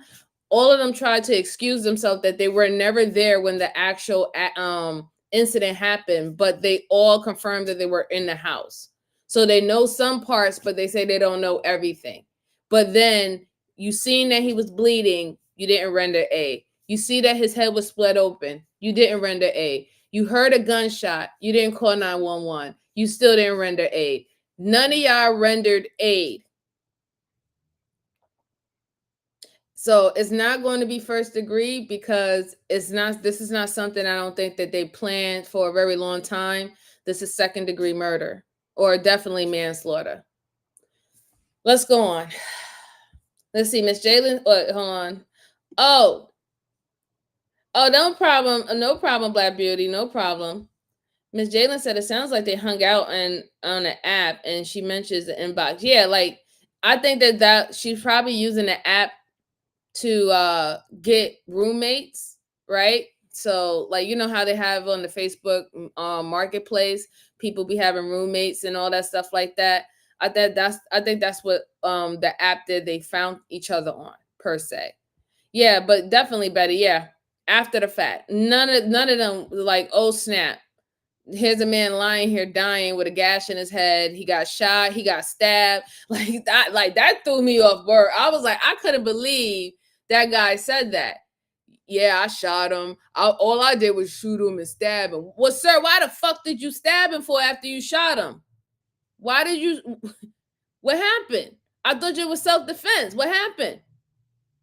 You fucking idiot. Let's go on. Period. Responding. They might have been like making noise. Everybody said he was just making noise and stuff like that. But the other people Yeah, because I don't know about that part, because they probably were there throughout the day. But when I came by. You said you were in and out all day? Exactly. That's what I'm saying. If they were constantly there, like when I came back, they were still there in the same spot. Yeah. They saw him in the same spot.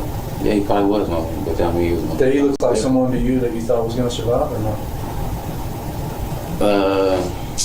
That's a question. You ever seen anybody beat that bad before? Yeah. Did they live or die? Yeah, they. You ever seen someone's skull? Yeah. Did you see his skull? No. You dismiss all of the explanations between the two, as that's any explanation you would be there. So I got to assume that none of that's the reason you would be there. Either that, or maybe it's way on the left. Maybe y'all want him to die.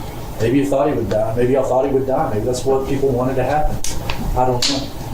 But as people look at it, and it's like, look, you can say you didn't do it all you want. You can say you weren't there all you want. But there's evidence you were there.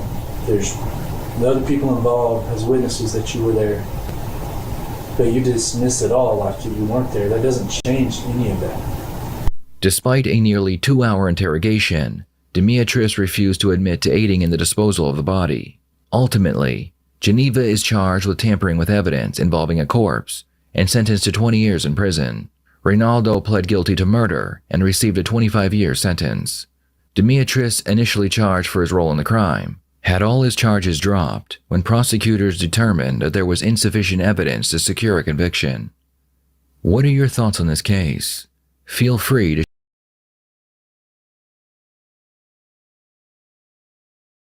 Now, I would definitely say that Demetrice, he got off he got off really, really, really well. You know what I'm saying? Just because they didn't have enough actual evidence to say that he was involved with anything, that means that they didn't find any of his DNA actually on the victim's body. They didn't find any of his DNA in the transferring of the victim's body to the vehicle. So it wasn't, that's why they had to drop it, right? And just because you're in the house doesn't necessarily mean that, you know, you are a part of the, you know, of the killing, right? Like we all know that. But that lady has some nerve.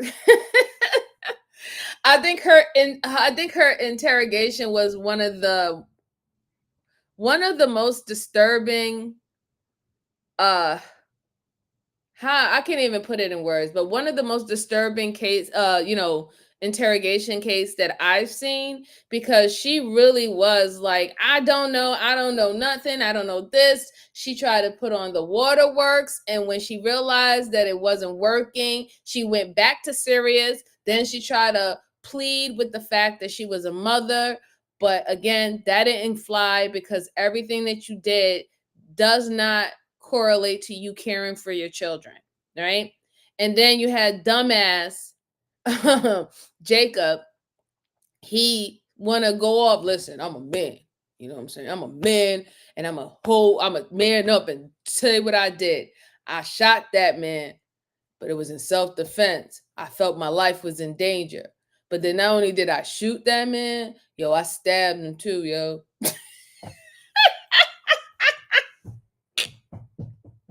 And he said it with his whole chest. Oh my God. Yeah. Served them right. Like I said, they got manslaughter charges. That's why she got 20 years for her involvement, 25 because he actually confessed to actually killing him. So justice was served as best as possible, and prayers to that man and his family, even though how they described this man, it seemed like he was a real fucking dick, right? It seemed like he was antagonizing people and trying to instigate, and he thought that it was just going to be we might just battle it out, but you don't know who you're dealing with until you have to deal with them. And that's literally the moral of the story. So, you know, mind what you do, right? And on top of that, just in case I'm dealing with slow people in the back, if it's self-defense, call the police. In fact, you can call the police before the altercation happens, right? Before you even have to defend yourself. If you have enough time to do it and you remove yourself from the situation, call the police and let them know, hey, listen, I'm having a situation here. I'm letting you know that I don't want to have the situation, but if somebody end up putting their hands on me, I don't know what I'm going to do afterwards. You know what I'm saying? But I'm just giving you this heads up. If you have that time, do that, right? But if you don't mean to do certain things, there should not be this scare factor of you calling the police, calling the authorities, or trying to render aid. If you really meant not to do it, then do your due diligence. Try to help render aid to this person or call the cops. Do that, right? It says a lot more than you trying to hide it, or you trying to, let's just drop the body here and then act like nothing happened. It says a lot more. When you start doing that, it's just like after that, you're no longer a victim, and you could have initially been a victim, right? But people tend to forget that even in all situations, you can literally go from being the victim to being the aggressor. You're not depending on what you do, right? You can become the victim. You could be the victim initially and be the aggressor later on, right? Or the perpetrator later on. It's all up to you, and it's all up to what you decide to do in that situation. So choose wisely, right? Choose wisely. All right, good folks. I have one more video for you guys that I'm going to let y'all good guys go so y'all can enjoy your Friday. Make sure you're hitting the like button. Like I said, I really, truly appreciate it. It helps the channel. It helps get me back into the algorithm, and it allows me to continue to bring on this interactive conversation, immersive, group where we could look at these old cases as well as new ones. All right, so the last case that I have for you today is when a killer thinks she's going to manipulate the police. Now, this is quite current. It happened back in 2023, and I think that we need to view this. I think this is very interesting. I would love to see what she tried to do. So yeah, here we go. 3. 19-year-old Mariah Clayton was brought in for an interview after she drove 19-year-old Anaya Womack to the hospital, where she would pass away from a single gunshot wound. Police believe Mariah shot Anaya while they were filming TikToks together at a friend's apartment. We're obviously here to talk about whatever happened tonight, okay? So I guess start me from the top of what happened. How did we end up here? We was in the bathroom making TikToks and stuff. Making what? TikToks. Okay. We was in the bathroom making TikToks. All of us was playing with guns. My friend Kay said, y'all need to put them guns down. Them guns ain't nothing to play with. We laughing and jump. We don't hold, each one of us don't hold a gun or whatever. And then the boy Jamaican that I called, after I got done holding the gun or whatever, he was basically trying to say let me show you how to hold it or whatever. He took the gun and I guess he was trying to do something on the clip thing that I was watching. I'm sorry I had to stop it earlier. First, number one, y'all too damn old to be doing fucking TikToks. Okay, that's my personal opinion. I don't give a fuck how anybody feel about it. Y'all seem a little bit too old to be doing TikToks. It is what it is. Number two, why do y'all have weapons that are loaded out in the open where children or young adults or someone who is not skilled in using weapons can touch it, hold it, put it in their hand, play with it? Because that's what it seemed like her story is going. I never heard of this case, but that's where it seemed like it's going. It seemed like somebody was playing around with the gun, or she was playing around with the gun.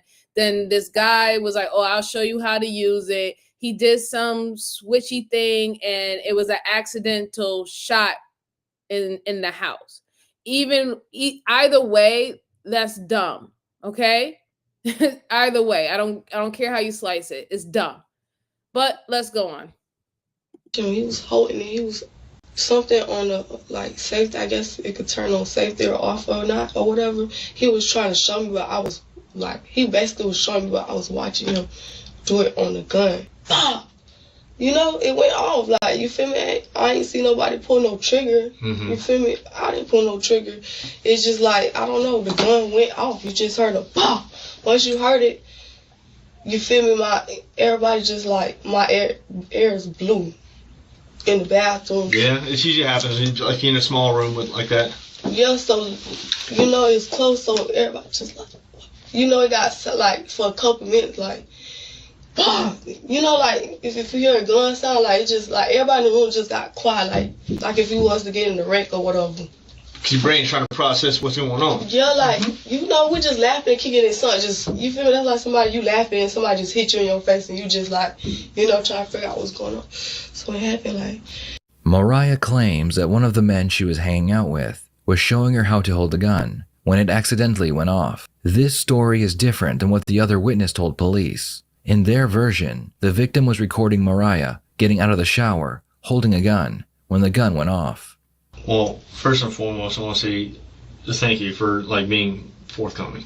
It's a lot of questions I would have had what you gave me the answers to. And so did y'all say, ooh, it's a gun right there, or said, okay, let's get this gun, or oh, there's a gun, or how did the gun come into play? Why did the gun come into play? How are you? Good to see you, dear. How are you? From my from truth answer from me. I always want the truth. That's all I'm asking for. Because in this generation, kids our age, we think it's cool. We don't think it's cool to kill people, but we think it's cool the way how the gun shape. Okay. The body. No, the hell she did not. Oh my God. Okay. Young lady, you are not a kid. Okay? You cannot use that as an excuse. You are not a kid. So the simple fact is that you think having guns is sexy and all that stuff like that. Look, I ain't gonna hold it against you. I like my weapons too, right? But the simple fact is the way that you are playing around and using the weapon is not what the weapon is for. You doing a TikTok, having a weapon, and you think coming out the shower with a weapon, I don't know if you was trying to do some video, whatever, I don't know. But that's what it sounded like. It sounded like you was trying to do a clip for some music video or something. But the simple fact is, you're not even smart enough if you're going to use a weapon as a prop to not have fucking ammo in it. That ain't cross your mind at all. And then to try to use this excuse that, oh, us kids, we find guns cool. Ma'am, adults find guns cool. You live in America. The hell? I can't believe it. Let's go on. Body. After I got done holding the gun, he hold the gun. It was just like, this how you really hold the gun. And once he flipped whatever, I guess the safety switch, it went off. Okay. You didn't catch that last part what I told him? I heard everything. Oh, I got questions. All right. I heard everything you said. He's showing her how he's maneuvering the gun, and it flipped the switch and it went off or whatever. So the trigger had to be pulled for the gun to go off. All right. Right. Okay. Right. So did you see him pull the trigger while he was doing this? No. When he was. What did you see? When he was holding it, I was paying attention to the little black thing that clicks that be moving back and forth. Maybe the safety mechanism, probably. The safety. I'm guessing, yeah. Okay. Was it on the side or was it on the back? When you talk about the thing that flips, would it be right here? No, that's called a switch. I know that's called a switch. That would be back there. It could be a switch, but it's also different guns have different mechanisms. So I'm trying to picture what type of gun. This is a long gun. It's not no handgun. So this is a rifle. So the long ones. RP. Okay. ARP or something. An AR? It's an AR? Yeah. Have you made a TikTok with a gun before? Me personally, yes. not in that apartment, but if I was around other mutual people on some cool junk, I'll do it. Not post. So this is something you guys normally would normally do as well. You'll post with a gun. I can't speak with nobody else. That's what you. I wouldn't post with no gun, but I wouldn't post with no gun, but I'll. She's getting on my nerves. This is at the point where you shouldn't even be talking. You should have went and have a lawyer. You're not making any sense. You just told them that you don't have anything against posing or doing videos with guns, especially if you feel like you're around people that you're cool with. And then now you're trying to say, no, I don't feel cool. I don't feel cool posting with guns. You're lying because now you're thinking about what you just said and how you was like, yeah, I do it all the time. I did it before. This ain't the first time I've done it. And now you're like, no, wait a minute. I don't want to make it seem like I'm, cool about doing that. Then at one point you're not even telling them what type of weapon it is, but then you come back and say, oh no, it's an AR. And then, oh, I know what a switch is. You know all this, or supposedly safety mechanisms to these weapons that you're quote unquote posting videos and stuff with, but you don't even know that when dealing with the weapon, the number one safety you can possibly do is not have ammo in that fucking weapon, right? As well as the safety mechanism of the gun being on, right? It's just like, she's driving me insane right now. She's really driving me insane. And no, I tell you the truth, I don't believe it was just like a oopsie. I really don't. I don't think it was just a oopsie type of situation. I think that there's more to the story, and this is why they interview the other person that was there first before they interview her, because it seemed like there's more to the story. It really does. It really does. AR-15, Miss Jalen, AR-15. That's what she was trying to say. And see, Miss Betty said what the other witness stated. Yeah. Mm-hmm. Right. Yeah, she is foolish, and she's getting on my nerves. Let's go on. I hope, like, if it's somebody around, I'll hold it, look at it. Okay. But I learned my lesson not to post no gun, because my mama, like, she friends with me on the internet. That's not cute. The police watching you. You feel me? It's not cute on the internet, like all that. All right. So during this investigation, shoulda, coulda. Am I gonna find pictures of you with your mama holding a gun? Like, no, because I don't have none of that stuff on my. Okay. Unless you go to like photos in my phone, that's like so not posted.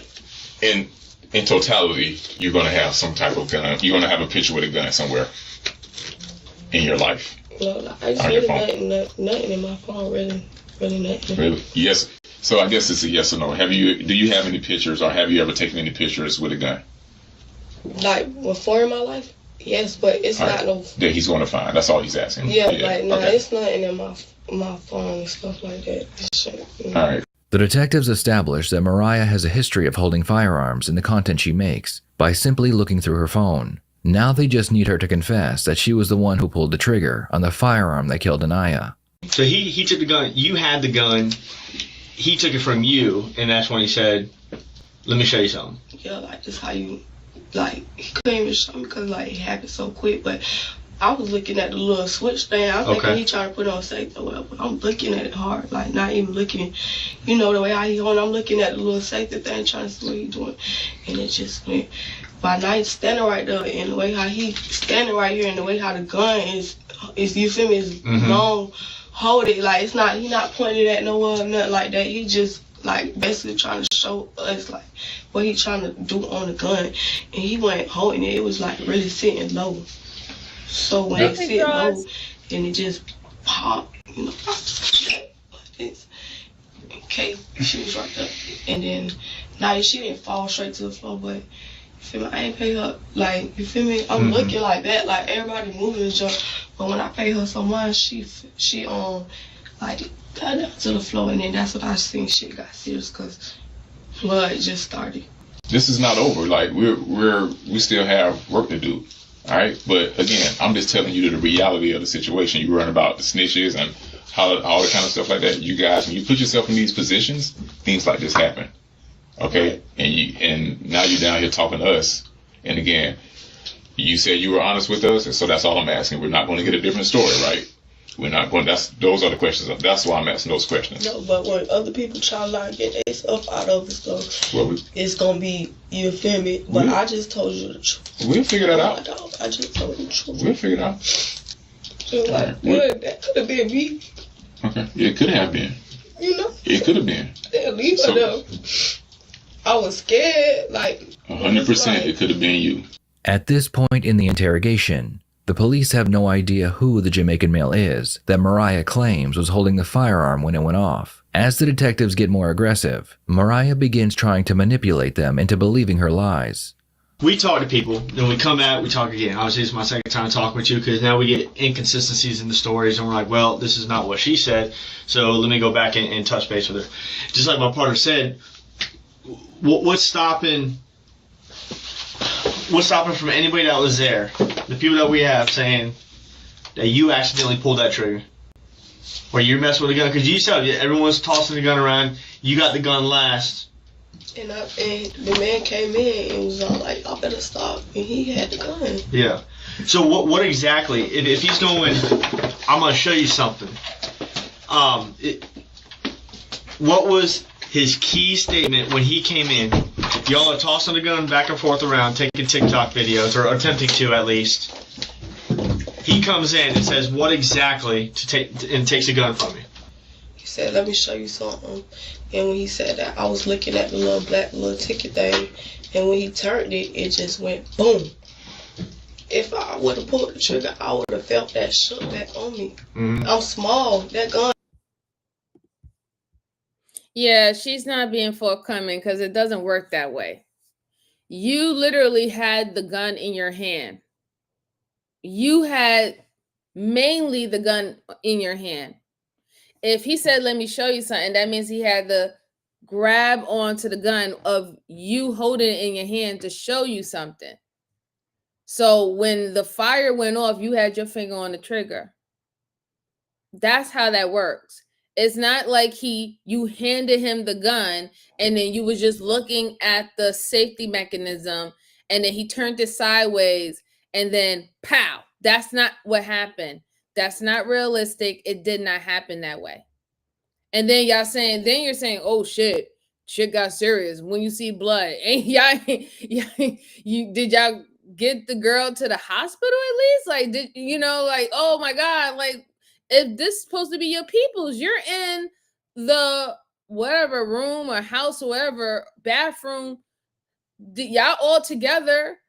Like, I'm thinking that y'all cool, right? So like, I don't like even this situation, the way how she's even talking about the situation, it doesn't really seem like she has any guilt. She's far more concerned about her, her situation of it being pinned on her, and it shows, right? This is just stupidity at its finest, really. This is pure stupidity. And also for the simple fact is that this is not your first rodeo. They collected photos on your phone that this is not your first time doing this. In fact, what you like to do while you're on TikTok is pose and do videos with weapons all the time. So it's just like I just can't. It's just stupidity, and it's getting on my nerve. It's getting on my nerves. Mary says all these criminals think they're slick with their lies, but the shit don't work on smart. No, it doesn't. It really don't. Michelle said they shouldn't have even been. Yeah, they shouldn't even have been doing it. They shouldn't have been doing it. Yeah, that was Miss Jalen, Mary. Miss Jalen gave you the membership. So shout out to her. Shout out to her. Again, much appreciated. Yeah, they shouldn't even have been playing with a gun. Exactly. It's not a toy. It's not a toy. And now after the fact, oh, my mama wouldn't want me to be on there posting with a gun. That shit ain't cute. It was never cute. Who told you it was cute? Obviously not your mama. But after the fact, let's go on. Big, I would have felt that impact. You feel me? That's how I know I didn't pull the trigger. I know I didn't pull the trigger. I know, like, I didn't. Was your hand on the gun at all? Oh, like let me show you something. He looked at the tip thing, and once he turned it, that junk just said boom, right? You feel me? I'm right next to him. Mm-hmm. You feel me? I'm right next to him, but he the one showing me how to do the little thing. Like, the impact would have been on me. I'm pretty sure I would have flew back, would have shook back. You feel me? Mm-hmm. But all that talking about how I would have knew that I would have pulled the trigger. If I would have pulled the trigger, I would have been in shock that the impact would have hit me. You see how small I am? Like, the gun would have hit me. You feel me? But it hit him. When it hit him, he said, "Oh shit!" See, I was trying to tell y'all. You feel me? He went to "oh shit." It hit him. I know I didn't pull that trigger. You feel me? Like, I know I didn't pull that trigger. So your hands weren't on it at all? I'm gonna ask you this one more time. Yes, sir. When that gun went off, was it in your hand? Not at all. Like I said, it came behind me. Like I said, he was right there behind me. He was trying to show me the little thing. Was he behind you as in like this? I'm showing you. Like, was the gun in your hand when it went off? That's all he's asking. So, let's pretend like this. Right here is that little shelf system, right? No, it wouldn't be facing this way. Because the balcony this way. This is an aisle. This is. Hold on. Let's say this is a shelf system right here, right? So I gotta walk this way into the bathroom. Yeah. The shelves are right here to the left. Then the mirror, right? Where is your position there? You'll be facing this way though, because that's how the bathroom is. The shower will be right here. The shower's behind you. Yeah, and this is the sink. Okay. This is the toilet. All right. You feel me? So the mirror's right here and the shelves will be right here. Yeah, like, yeah. All right. And the back here is the closet. Okay. So where are you standing in relation to the mirror, the shelves, all After that? I got done playing with the gun, I got right here and he got behind me. And when I was holding the gun, he came behind me. I like you see Like this? Yeah. And then when he was all like, "Let me show you," I was like, let go. I let go. And when he was showing me, I'm looking at the thing, and then when he clicked the thing, it just went like. So it's facing this way.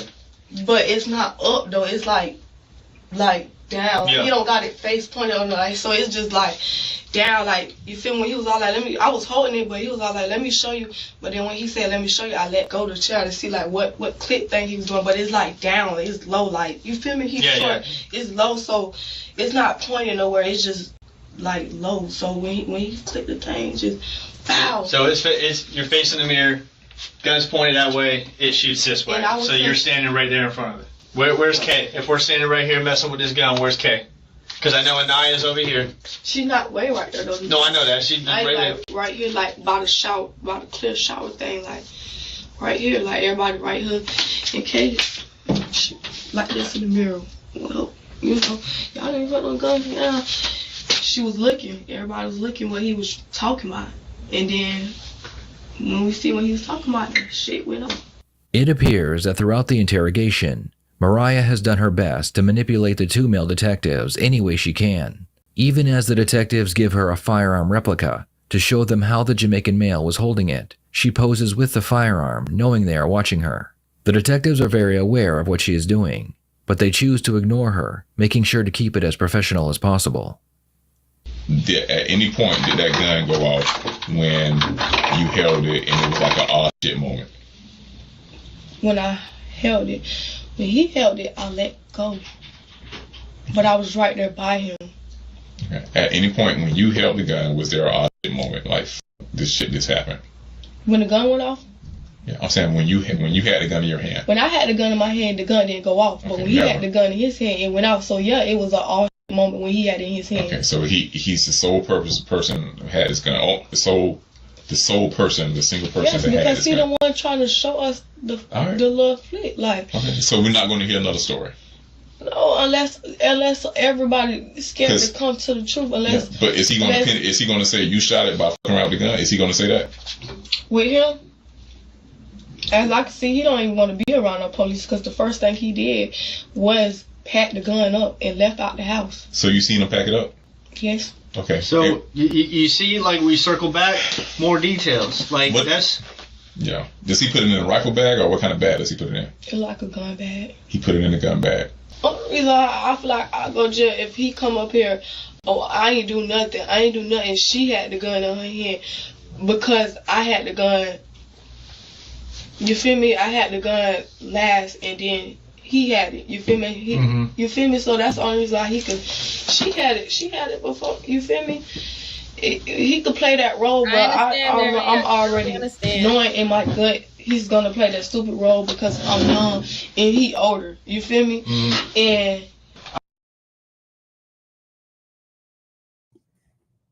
I had to stop for a minute because it's just like she's literally drowning herself, and the more that she's trying to explain it, the more how you can see that her story is not believable. I think one of the turning point of this interrogation is when they actually gave her a rifle, one of their toy rifles. Y'all can see how long that rifle is, right? And the way how she's talking, she's saying that the girl who got hit was on the right. So that means that the rifle would have to been turned sideways, right? Sideways, and you would have to shoot like that. Like, this ain't no fucking movie, all right? That's not how rifles, it doesn't go like that. It really doesn't. Okay?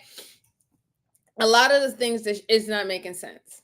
It really isn't. A lot of things is not making sense. And then especially for the simple fact is, why was the safety off to begin with? Why was the weapon loaded? If you're saying that this guy is an older man and this is his weapon that he was passing around to everyone to look at and hold in their hand and get comfortable, even him, it being his weapon, he should know that you should have removed the ammo, right? And actually cleared the weapon and make sure that there's no ammo stuck in the chamber. Just basic handling fucking weapons. It's just really annoying me right now. It's really annoying me. Because, she's trying to make it seem like it's an accident. I don't think that I really don't believe that they intentionally wanted to shoot this girl. But the way how she's talking about how they were set up in this little small hallway and the girl's coming out of the bathroom and she's doing her little TikTok in her shower and posing and all that shit like that. Why would it's a small environment? Why would you even be doing? I don't know. That's me being logical. They're dumb. So it's hard for me. It's really hard for me because I don't even understand why would you even do that in a very small area and you have so many people that is around you. It just doesn't make any sense to me. So I'm thinking with my military head instead of, I can't even say that I can think with my civilian head because I wouldn't even be that dumb as a fucking civilian, right? So it's bothering me. This case or this interrogation is truly bothering me. Truly bothering me. I have a story. I do have a story before we go on. There was a friendly fire that I had to deal with many years ago. There was a soldier. He was a young buck. He had just gotten in the military, maybe I think 4 years. And, we had to go for training and stuff like that. Luckily, I wasn't in the car with him, thank God. But he didn't know how to follow the procedures correctly of clearing your weapon, right? Removing the ammo and stuff like that. He tried to hurry up and skip through the steps before us leaving the range. And he got in a vehicle and everybody was supposed to remove their weapons and hand it to one person who's going to be in control of all the weapons in the vehicle. And because he didn't clear his weapon properly, he had a round in the chamber from after just coming from the range. And when he went to go to remove it from his wayside, he ended up shooting himself in his kneecap. That was the end of his military career. That was the end of his military career because literally he could have that bullet could have hit anybody in that vehicle. And it was a reason why we take the steps that we do take when dealing with weapons. And because he wanted to be a showboat and he thought he was the man, he thought, I'm the man and all the stuff like that. And yeah, whatever not. And he shot himself in the kneecap and he had to leave the military. He had to go. He had to go with that. And this is not that case. This is just being stupid the whole entire time. This is just being dumb. Because you know why you was playing with those weapons and you trying to make the detectives believe that, this is not something I never did. This is something that I never did. No, this is something that you always did. And you was being reckless and you had your finger on the trigger because you don't have trigger control and you're not looking at your surroundings. You don't have situational awareness. And that's why that happened to this poor girl. Okay. But let's go on. That was my little story time for you guys. All right, so we're all done. Appreciate you talking to us and stuff. I do have some bad news though. All right, you do have 2 warrants. It's not from us. It looks like it's from JSO. It's not from us. It's not for this incident. It looks like you have a violation of probation for, I think it was what you were telling me, the criminal mischief or whatnot, vandalism with a car. It doesn't tell me what you violated. It just says the statutes, criminal mischief, which is vandalism. So you got that warrant, and then I think it's via violation of probation and a failure to appear for a petty theft. The detectives were unable to charge Mariah with anything related to the shooting. However, they were able to find 2 bench warrants against her. Mariah was booked into the local county jail while the detectives continued their investigation. A few days later, she was brought back in for another interview. We need the absolute truth from you. Hey, listen to me. None of this craziness or bullshit about, I told y'all the story before. No, that's not happening. Okay? I never said that, y'all. You know what I'm saying? If, again, when we was in the other room and I said, hey, look, this shit just get f***ed up because y'all around there playing with a gun on TikTok. It is what it is. Okay? But at the end of the day, like we said before, this family needs some answers, okay? And we're not here to bullshit and to play the game of somebody played and came the gun, you say they reached around you and the fucking gun went off. That's not what the fuck happened, okay? So you need to tell the truth and get this shit off your chest about what happened, Exactly, okay? I'm telling the truth. Because your story is not lining up with everybody else's story. When the round went off, when this gun went off, okay? He was showing me the little ticket thing. Your own friend who was there even said that didn't even happen what you said. Your story is not lining up. That's what I'm trying to tell you. There's this side and then there's your side. I'm not lying. So your friend lied on you. I don't know what she have going on, but I'm telling the truth. Like I said, she was in the bathroom too. She was. So that's why she told us it's a different story than what you told us. Exactly. That's exactly what happened. She was in the bathroom too. Because you know who can't say exactly what happened? The girl who's dead. Exactly. There's a lot going on. What's a lot? Now I'm in jail. I'm hearing, KT was there. We don't care about what the hell social media world saying. We don't care about that. We're going by the facts and the people who were there. Okay? Okay, but I'm not lying. I don't have nothing to lie for. I don't even know this girl. Like, I'm not lying. It's not even about me not knowing her. It's just that I know I did not pull that trigger. He hold that gun. And he pulled that trigger. He packed that gun up in that backpack and left. Like I said. Let's say your mother was shot and killed in this exact same scenario.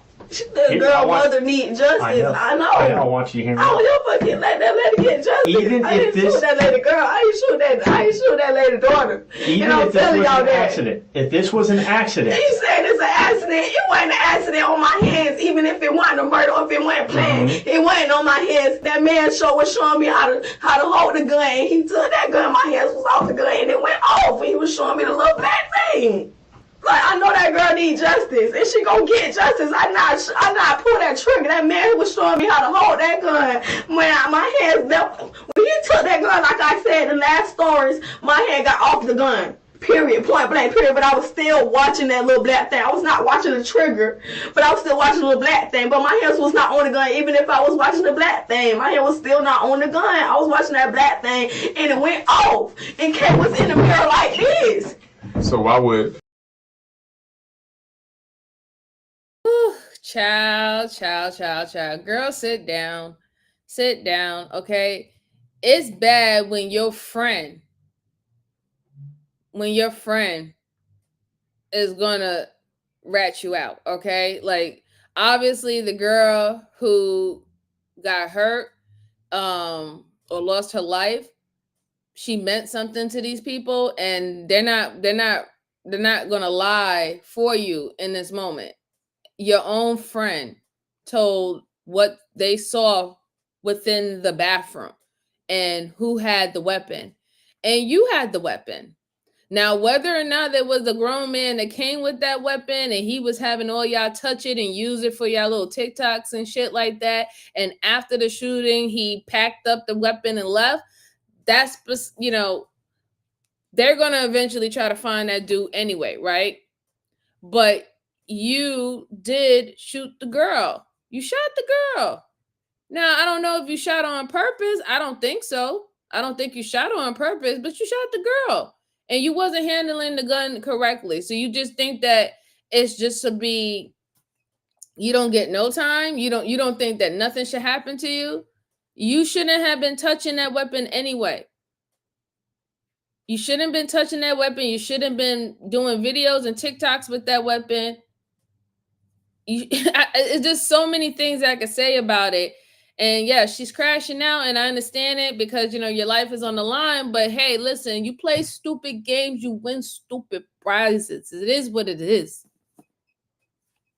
That's how I feel about it.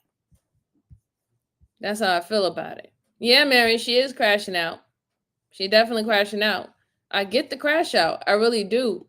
But there's too many people, too many witnesses that are saying that they saw you with your hand on the trigger and you holding the gun. And that's why you try to lead in the beginning of your first interview with them saying, oh, I don't know what people, you know, people lie and they're going to say whatever they got to say to get themselves out of trouble. But guess what? None of them else had their hand on the fucking gun. Excuse my language, everyone. But nobody else had their hand on the gun when the girl got shot. Now, this is not to say that those other dumbasses who were in the house doing the stupid shit that y'all was doing, that they couldn't be in your shoes because y'all all dumb as shit. But I'm sorry, you hit the fucking lottery. You're going to have to deal with it. I guess, why would the person who's actually in the bathroom tell a different story? I don't know. I don't know if she's scared. I don't know, but I know exactly what I see. I'm right there looking at the gun, trying to see what the man trying to show me on the gun, and it went off. If he never came in the bathroom, you feel me? If he never came in the bathroom, that gun never went off. I've been there with hold the gun before he came in there, and the gun never went off until he took it out of my hands and was showing me how to hold it. Like he said, this is how you really hold it. And I looked at that black thing. I was not looking at the trigger, but I looked at that black thing. And when he flicked that black thing, that junk went off on that girl. Okay, they're putting the gun in your hand when it goes off. Okay, your friend and Haitian. Why would they say it's you? They put the gun in my hand when it goes off. What's help me understand the reason why that would happen? Tell me why. And if you fucked up, you fucked up, okay? And that's what you have to explain, okay? That's what we need to know. But you just keep asking the question, I'm gonna keep saying the same thing because I'm not lying. I'm not lying about that girl's life. I'm not lying. So please get a lie detector test or something. Something. Do a lie detector test. Something. Put that junk out of my arm. Please do that. Like, something. Mariah tells the detectives that they should give her a polygraph test so she can confirm she is telling the truth. The detectives decide to call her bluff and watch her panic as she tries to get out of taking the test. You want to take a lie detector test? Because it's literally right across the hall. If it's something you want to do, like, look, I'll do whatever it takes to show you, hey, I had no part of this. Come show up here Monday or Tuesday. Whenever we get the date, I'll call you, say, hey, Tuesday at 3, I got you a date. You come in, you take that test. Like, why y'all gotta do that? Like, why y'all not believing me? You told us. You offered it. But still, like, it shouldn't take that much, y'all. Like, it shouldn't take that. Girl, bye. How you say, go get the poly... my head. How you say, go get the polygraph test, and then when they like, all right, we can set up the date where you could go take the polygraph. Y'all ain't gotta do all that. Why I just won't believe? This is what she's saying, right? And that's the narcissist trait and self-preservation that's kicking in. Why y'all won't just believe what I tell you to, what I'm telling you, and let it be the end of it? That's what she's saying. Outside of all the other stuff, I'm trying to, dumb it down, well, actually what she's saying is dumb it down, but I'm just trying to basically tell you what she's saying. Stop questioning me. Stop. Just listen to what I say and say okay and let it go the way I want it to go. That's what she's saying. You asked for a polygraph test and now you're mad. Now you don't want to do the polygraph test because you know that the polygraph test is not only going to show possibly that you're lying on a numerous of things outside of you just pulling the trigger of the weapon, right? They might ask you other questions about this whole situation that you lied about, and it'll pop up on the polygraph test. But then again, we know that she's not that, she's, I will say that I don't want to say necessarily that she's not smart. I mean, she is dumb, but I'm trying to be a little bit nicer.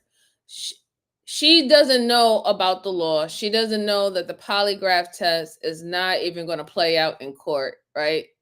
Because it's not 100% accurate. So it's not going to be admissible in court when you have your day in court, right? And when they do use the polygraph test, it's just an outline that the detectives and the investigators use to see whether or not, if you are shown to possibly have higher levels of lying on this, then there's a bigger possibility that anything that you do say to them will be a lie. That's all they really use it for nowadays, right? It helps them basically switch up their questions to actually get the right answers or the right evidence and information out of you. That's all it is. That is all it is. You know what I'm saying? She got to stop. But this whole, get the polygraph test. I'm serious, son. Get the polygraph test. We can do it. Okay. Come down here tomorrow. Why we got to do Why we gotta do all that though? Why you just can't just listen to what I say and make moves the way I need you to make moves? I'm sorry, that it's not going to work, sweetheart. It's not going to work. You cook right now. It's over. Finito. It's done. Your own friends gave you up. They told exactly what they saw. They saw you with the weapon last. It is what it is. Next time, don't play stupid games. It's terrible. It's just terrible. That much for y'all not to believe me. Like, why y'all not believe me? Miss Clayton, we're utilizing our resources, okay? We have a unit that does that, so we're going to use it. And you requested for it. You said you can take a lot of tests. I'm just saying. Or you said that you can take a lot of tests and come back clean. So to eliminate you lying, we're going to do a lot of tests, okay? All right? Okay, so what about the little gold gun when I just admitted to it? Okay, oh, good. You touched it. We know that you touched it. You told the truth. All right. No, y'all not doing it. I know y'all not doing it on everybody else. Y'all not doing the same thing on everybody else because everybody else were against mine. It's like, well, you gotta worry about you. You gotta worry about you. All right. And just to keep this of the spirit of the channel going, she's in a defensive stance. Obviously, she had her arms crossed. She got her legs crossed. The crying, the crashing out, the saying, yes, I want a polygraph test and taking it back. These are all signs of someone who is lying, not being forthcoming, scared, and they're literally trying to manipulate you to convince to convince you that whatever they're saying is the honest to God truth. And they want you to move and act on exactly what they said instead of what the evidence or your mannerisms and your stories are telling them. Don't believe what you know. Don't believe what you know. Don't believe the facts. Believe what I told you. That's what she's showing, right? Again, they asked her again about the polygraph test, and what did she say? She pulled back. So what was the whole point of you bringing up the polygraph test? Because you was testing the waters. You was testing the waters to see if you was trying to call their bluff. But what happened? They called your bluff. And now when you feel like you're pinned at the against of the wall, you're lashing out because you see that you being able to get out of prison and you getting away with this, your chances are dwindling as much as the conversation is continuing to go on. Your chances of getting out of this is just dwindling. But let's go on. We don't got that much longer to go. Y'all not leave me like, y'all just give me like, come on, talking about tell the truth, what happened in the bathroom. What other story can I make up? What you gotta understand is this job is not about who I believe. It's not, my gut tells me this. It's what evidence and a consensus tells me. If you're telling the truth, you have nothing to worry about, okay? Right? But y'all making me, you talking about, okay, we're not making you do anything. Y'all making me feel like y'all, I'm not telling the truth and it's gonna be something else. Like, I don't want that L or that M thrown in my face because I know I did not kill that girl. Listen. So you want to do the lie detector test? You offered it. You yourself said, strap me up, sit me down. And we're willing to oblige. You take a lie detector test because I know the words that's coming out of my mouth that's saying to y'all is the truth. There you go. So you have nothing to worry about, right? All right, so we're going to do one. All right? No, that doesn't mean do one because I know the words coming out of my mouth is telling the truth. Like, why y'all all of a sudden want to do something because I done said it? Just because I said that. You offered it. That's an example. That's an example. I ain't offering nothing. That's just an example because it's just like, dang, I got to take a lie detector test just for y'all like to feel like I'm telling the truth. Yes, because this is serious, okay? Now y'all say yes. We're going to set it up, all right? And we'll let you know when it's ready I don't to want to take. do it like that's just. Girl, that wasn't an example, okay? What you mean to say that you was trying to use the bringing up the polygraph test as a metaphor for that it will be okay for you to do it because you know that everything that's coming out your mouth is the truth. But the simple fact that you're not even trying to take the polygraph test, when you try to use it as a metaphor, not an example, proves that you have something to hide. And you're also scared that the results is going to say something different than what you're saying. That's why you're not doing it now. If you have nothing to worry about, take the damn polygraph test. Just take it. You already in jail now. You got the uniform on. Take it. But then you notice is a good point that Miss Jalen was talking about. They keep on telling her that your friends ratted you out. They keep on letting her know that, listen, your own friends, your own best friends said that you were the one with the gun. And she keeps on literally going over that, past that. I don't even know if she's blanking out with that information because she can't believe that she'd been quote unquote betrayed by her friends. So it's not even registering in her head that you was snitched on, but she's just doing the most, just trying to, plead her case. And then she's literally saying to these detectives, well, no, I mean, we don't have to do all that. Why do I need to do all that? Why do I need to take a polygraph test for y'all to believe me and all the stuff like that? Because they don't know you. You're lying.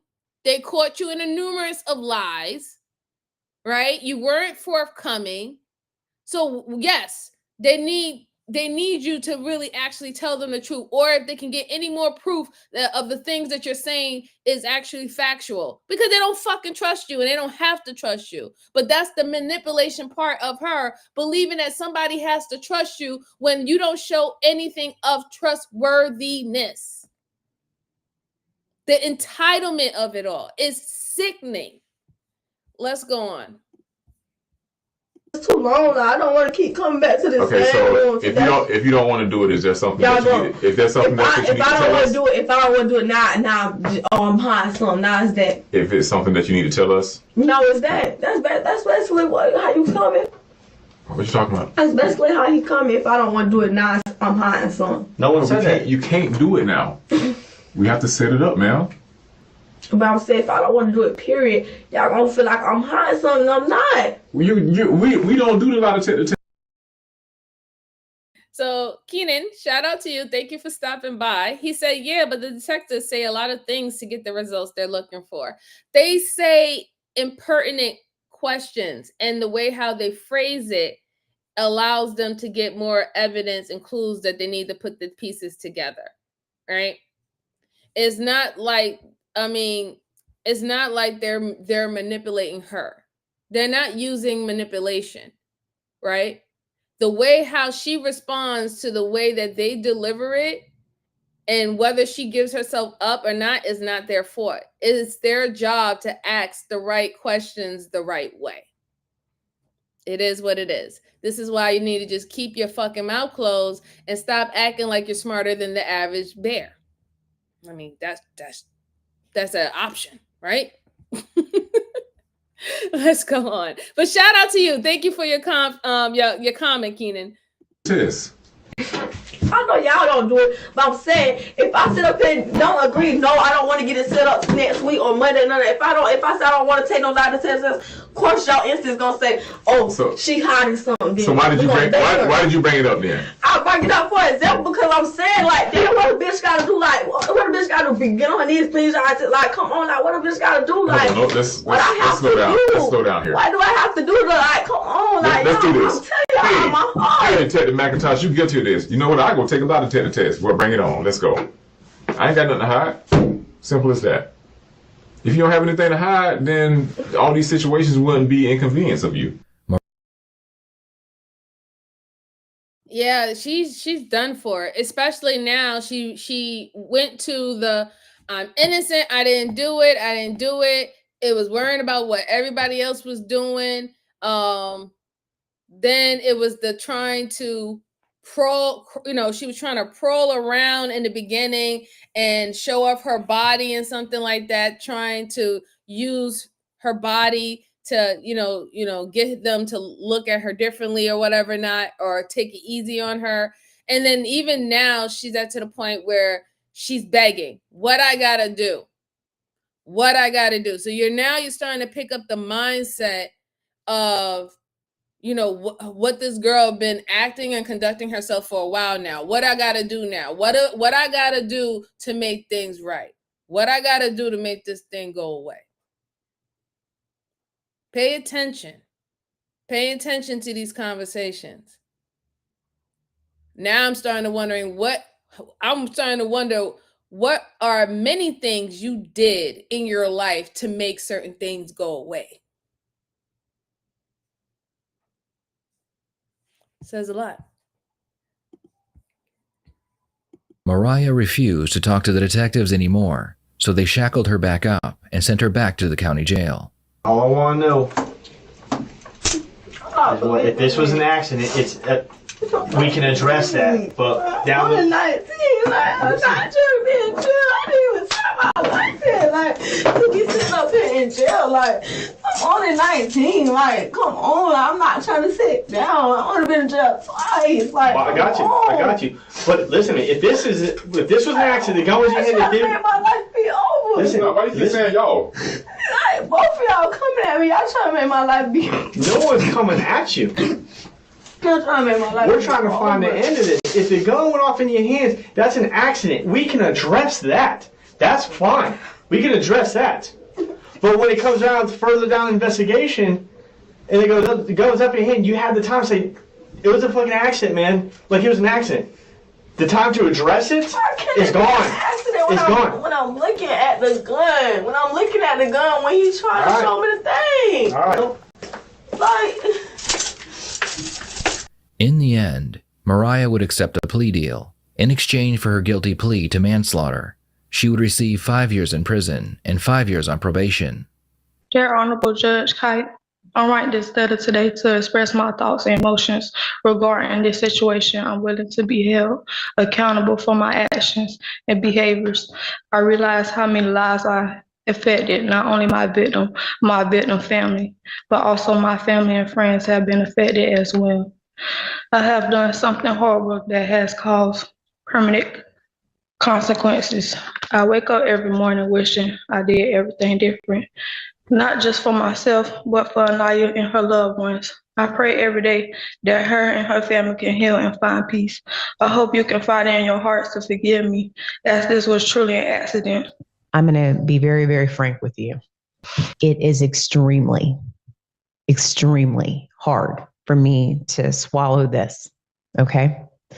I'm looking out a gallery full of people with tears in their eyes for someone that didn't deserve to die that day. Okay. And they've had grace with you. They've had mercy on you. Being portrayed or portraying yourself like you are cool because you have a gun, because you have drugs, you can see what dire consequences it has. This is your one and final second chance. Do you hear me? You're going to be on probation. There aren't any guns on probation. There aren't any drugs on probation. There's not hanging out with anybody that has guns or drugs. And the reason why is because things like this happen. Okay? It needs to be your first priority, okay, to make good. You're never going to bring Anaya back, okay? But what you can do, your actions after you serve this 5-year sentence could be that you make it a priority, that the money that they never were supposed to spend, okay, on a funeral, you make it up to them. And you can say that it's an accident all you want. But the truth of this whole thing is that if you weren't hanging out, messing around with guns, this would have never happened. So there wouldn't have been any accidents. What are your thoughts on this case? Mariah was caught lying from the beginning, and an innocent man could have been sent to prison because of her.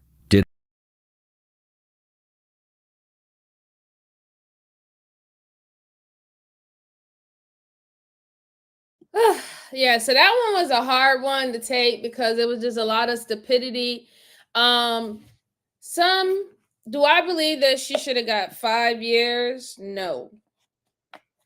I'm going to keep it 100. I don't think she should have got 5 years.